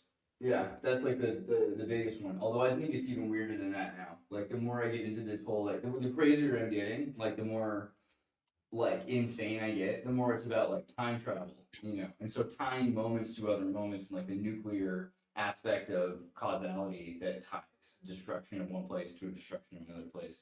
I think it's, you know, it's almost like voodoo. Like it's really dangerous to mess with on that level. But also there's just like, what is the scroll about? So the scroll is about the good lot of things, but it's about the conjunction of Venus, because Venus is the thing that the Mayans studied a lot. And wouldn't you know it, Mormons love Venus too. They do. The Egyptians love Venus. Who doesn't love it? But Venus could be Lucifer, right? Or, you know, this is the thing. The Greeks were very confused about Venus. They thought it was two stars. They thought it was Phosphore and Euphore, right? Which is basically just good version of evil. So they thought that they were seeing two stars when the Mayans knew very clearly it was just one star. And so you have to imagine how that would that would change your ideology, because you're thinking, wow, like there's a star that looks like the other star, but it's not. And the one that we like is good. So if the one that looks like it's not that, it should be evil, right? And it started. You have this conjecture about Lucifer that happens of Satan. Lucifer, then Satan, right? And then you've got the bright morning star and Mercury to justify that later. Well, the Mayans know better, so they're just saying, actually, buddy, it's the same thing. Lucifer and Jesus Christ for you in this celestial astronomical thing is the same thing. And I can totally see why the Jesuits would want you dead for saying that. You know what I mean? Like that's a lot. Well, my understanding is that the Jesuits explained that, and that Satan showed up and gave them all that false information. So then by the time the missionaries came, they were like, oh, you guys have been fooled for this whole entire time. Jesus is not Satan. The Jesuits seem to get it, and then they send the information back, and there's people in Europe that freak out about it. That's basically how it always goes. So the Europeans are freaking out because they have less context, and they're stuck in their little world, you know, and they're like, oh my God, like, clearly these other people are ignorant.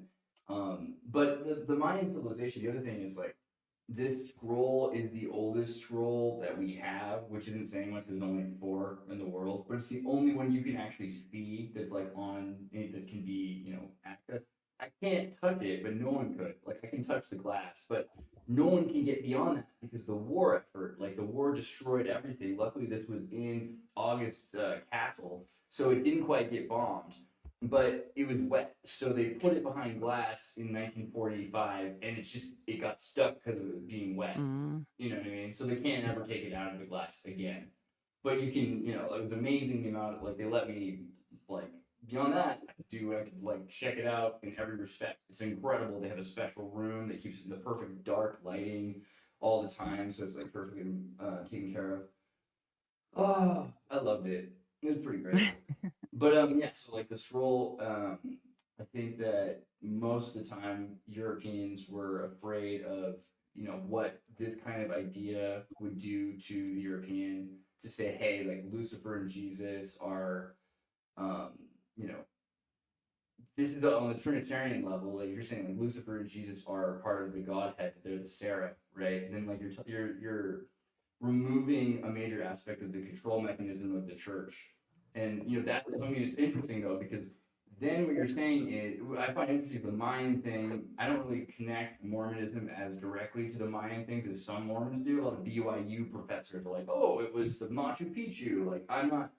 I would almost go with the Heartland model, like, more often than not. But just looking at this, I can totally see why Mormonism is in more parity to what the Mayans were talking about, right? With Quetzalcoatl, right? With Quetzalcoatl, right?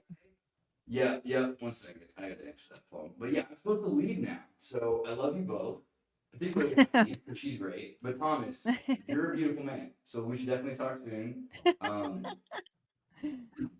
I like the cut of your jib, sir. Much love, much love. Oh, I He wanted had to tell him go. to get me a Aw. little chunk of the freaking scroll while he was there, because it sounds like he's got free access. He can do whatever the hell he wants. He stopped himself short of letting us know that he can do whatever he wants with these scrolls. He's got some kind of special access. Of course he does. Of course he does. Right? You That's all can right. probably take a little chunk. We love Andreas. Andreas is also always full of information. I had no idea that the Mormons were connecting themselves to the Mayans. That's fairly new to me too. There's a prophet that actually specifically talked about Quetzalcoatl being Jesus Christ. What? We can do a episode on that. That sounds awesome. I told you when we started that Mormonism was the gift that keeps on giving, and it literally, we're talking about Nazis today. We're talking You're about crazy for leaving it. You're honestly crazy. You put in all that work. You got like the gold card that let you into the library and everything, and you gave it all up for what? For Jesus. Eternal salvation? Come on. Yeah, for Jesus. Yeah. The real one, not Quetzalcoatl one. Not that the one. Quetzalcoatl Jesus. Not Quetzalcoatl Jesus or Lucifer Jesus either. Did Andreas get to vote? Yeah, Andreas gets to vote. I'm pretty sure that he is in the Electoral College. He has like 10 votes. He's got like all of the votes of California, I think, or at least like an entire county's worth. Exactly. He's probably a representative for sure. We got to know the first Mormons were minors. No, those were just the first Mormon wives. Oh, no, that was just Joseph digging for the plates. With his bare hands. I kid. I still want an open door. So any jokes I make about Brigham Young and all that, like I say, I'm kidding. I don't close me completely out of the temple. I haven't made my mind up yet. There you go. You got to get married, So you're a menace. You're a menace to society. Well, you have to get married in order to get your second name, right? Or can you get your second name without getting married? You can't be living in sin and go to the temple, sir. When do you get your second name? When you go to the temple. Well, I mean, don't you go to the temple all the time? No, it's you can't go. So church is different than temple. Temple is like exclusive. You have to pass all the questions. So they loosened it up. You would have been excluded years ago because you're in a secret society, but they stopped that because now everybody's in a secret society. So you're good now on that. You just got to you can't drink alcohol. You can't masturbate. You have to be married if you're living with someone, or she's got to move out. You can't have premarital sex, and you can't smoke and drink coffee. But I think they've loosened up coffee. There's lots of changes since I'm out. So no alcohol, all the things. I'm doing multiple of those things at this exact moment. So no drugs.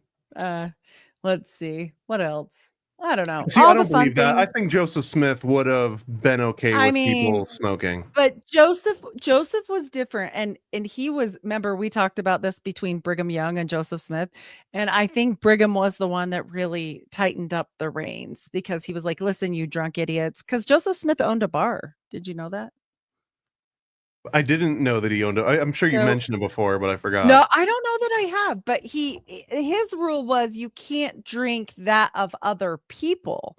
So I think his was trying to be brand name. Like, I am making the alcohol, so buy my beer, Oh, right? that would Like be so smart. that was what he did.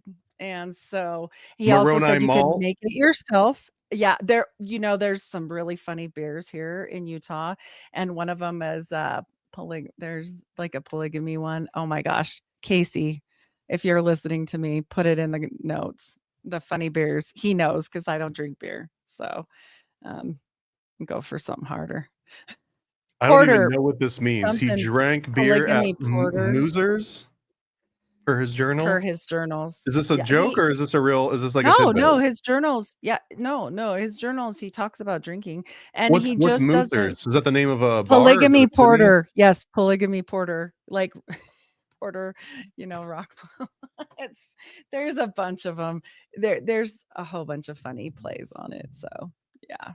But yes, in his journals, he talks about all kinds of things and making your own malt and making your own. He wanted them to be more self-sufficient and not be, just going to anyone for that stuff. I mean, he wanted it to be a Mormon thing. So yeah. So I don't think he was necessary. I don't think he liked hard liquor because his dad was an alcoholic and it was an issue. So yeah. And he Anyway, drank wine in prison. Not nice prison. I mean, they gave We him a should, gun. They should gave make him a gun. prison's great again. So Yeah, giving they out made it. wine. They gave him a gun too. They gave him guns and wine and beer and whatever. But as far as Joseph goes, if he would have continued to lead the church, I don't think that it would have been as staunch, and I don't think that the magical practices would have gone away.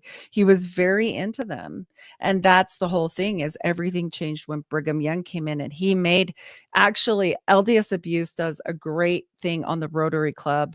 If we can, I did a show with him. You guys can check that out. He's great, but he goes clear into the Rotary Club and how, the government was like working directly with Brigham Young after Joseph Smith's death. And like I said, they helped build the railroads. They helped build one of the first sugar companies for beet sugar, not regular sugar. And it's like the more caustic sugar, obviously. But yeah, so interesting.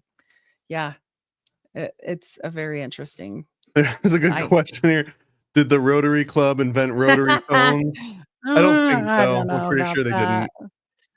But I mean, there were lots of things to do with the Rotary International. So Well, it we've doesn't got a nice surprise me. agenda for future episodes We have a now. lot. Yes, So we gotta. Okay, I'm gonna write them down. We're gonna giving. talk about Quetzalcoatl, and we're gonna talk about the Rotary and money. And then what else was on the agenda? Because we've talked about a lot of things today. We could do a little bit more Twilight because I didn't even really get into any of the I think Twilight honestly, the Twilight stuff, I think was pretty much everything I said, other than I had one more conjecture on it, and we should do an episode on this as well, is I wonder if she made the Native Americans have the curse of the werewolf because of Skinwalker Ranch. Skinwalker Ranch is a whole really big rabbit hole. And if you guys go to Skinwalker Ranch, because I live kind of nearish to there, they will try and shoot you, just so you know. Like, they don't play. So yeah, it's kind of scary. But and Property then rights. what was the other thing? Third Reich was another big one. Oh, the Nazi Mormons. Oh, that's a huge one. That'll be a two-parter. That's a big one. Nazi Mormons are really big. The Nazi Mormons are huge. So yeah, it's a deep rabbit hole, and it's only going to get deeper because Joseph Smith kept digging. No, just kidding. I see what you did. Yeah, you got any shows that are coming up you want to promote? Any interviews? Anything big? Sure. Yeah. I always have my Patreon that does 2 extra shows a month, all about murders, Mormons, and mayhem. I am looking into doing an episode on Israel Keys. He is fascinating. He's way more scary than most mass murderers and calculating. And they don't talk about him a lot, but he was a Mormon. And also Jodi Arias, she was one. But I just did do an interview with Ed Mabry on the Mother in Heaven, because Mormons do believe in a mother in heaven, and we did a great show on that. I also wonder if that goes into goddess worship and Asherah, so we go into all of that. And the new one coming out with Joseph, with Warren Jeff's ex-wife, and she was his 65th wife, Brielle Decker. So, And we're gonna Never. rebaptize you on the next show, even if you don't I want got- to. We're just gonna. I do got it. baptized to God only in a reservoir, and that's all. Yes, I did get rebaptized, but not Mormon baptized. So, yes, me and Thomas have fun. I actually love all the questions you bring because it's things that I don't think of. Like a lot of times you'll say things that I'm like, what?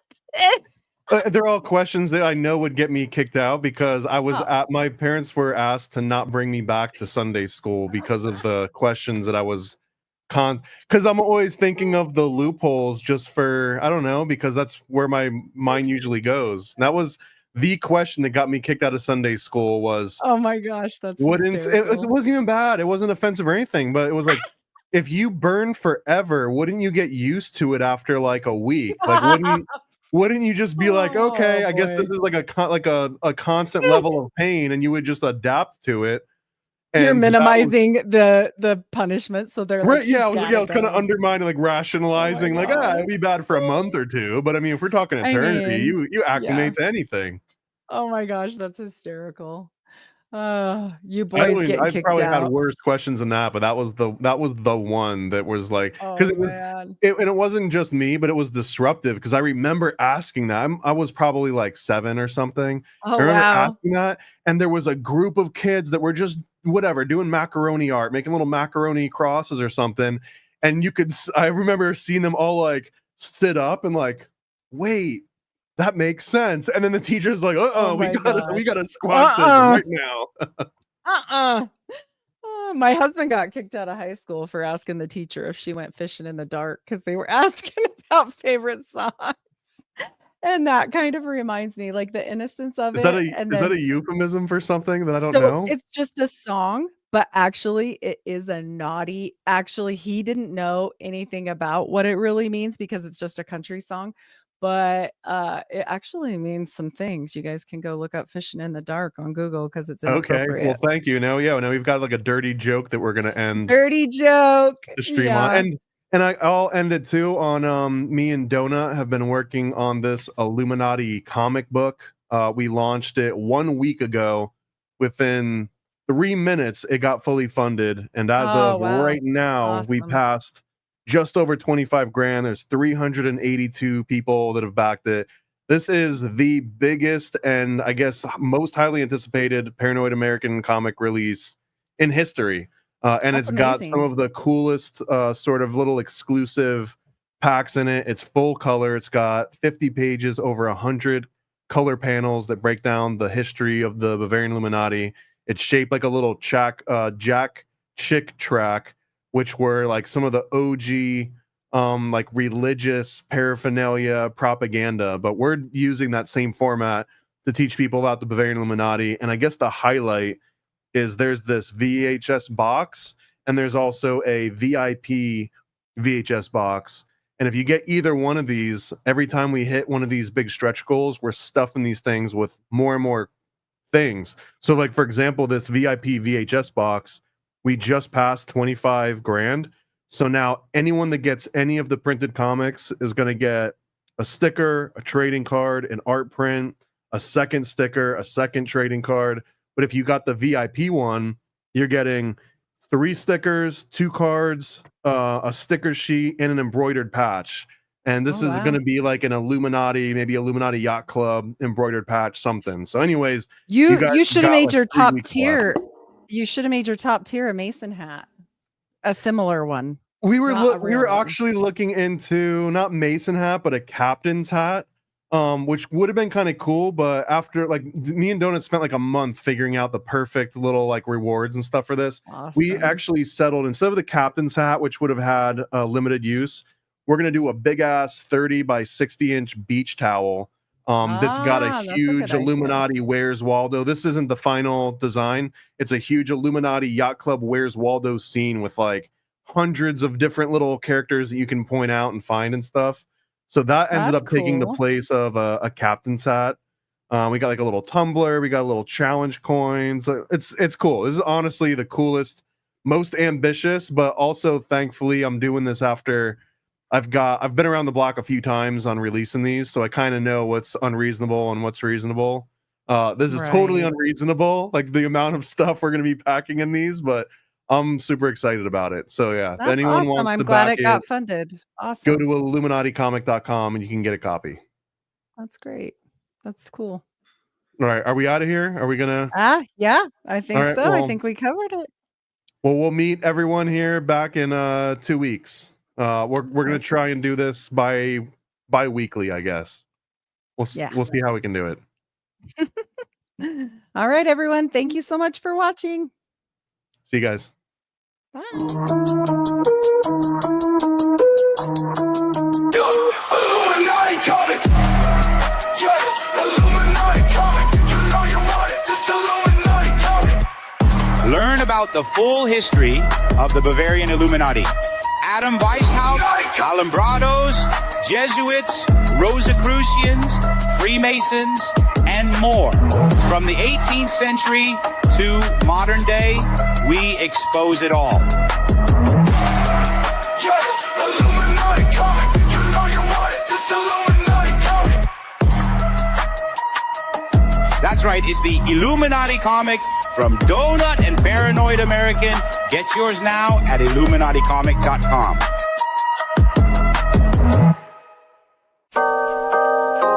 Paranoid. Yeah. I scribble my life away, driven to write the page. Will it enlighten your brain? Give you the flight, my plane, paper the highs ablaze. Somewhat of an amazing feel with favorite accords, the lord of an arrangement. I gave you the proper results to hit the pavement. If they get emotional, hate, maybe a language, a game, how they playing it well without Lakers. Evade them, whatever the cost, they are the shapeshift. Snakes get decapitated, met is the apex. Execution of flame you out, nuclear bomb distributed at war, rather gruesome for eyes to see. Max them out, then I light my trees. Blow it off in the face, you're despising me for what though? Calculated and rather cutthroat. Paranoid American must be all the blunt smoke for real. Lord, give me a day away, vacate. They wait around to hate whatever they say. Man, it's not in the least bit. We get heavy rotate when the beat hits, so thank us, you're welcome. Fuck the niggas for real, you're welcome. They ain't never had a deal, you're welcome. Man, they lacking appeal, you're welcome. Yet they doing it still, you're welcome.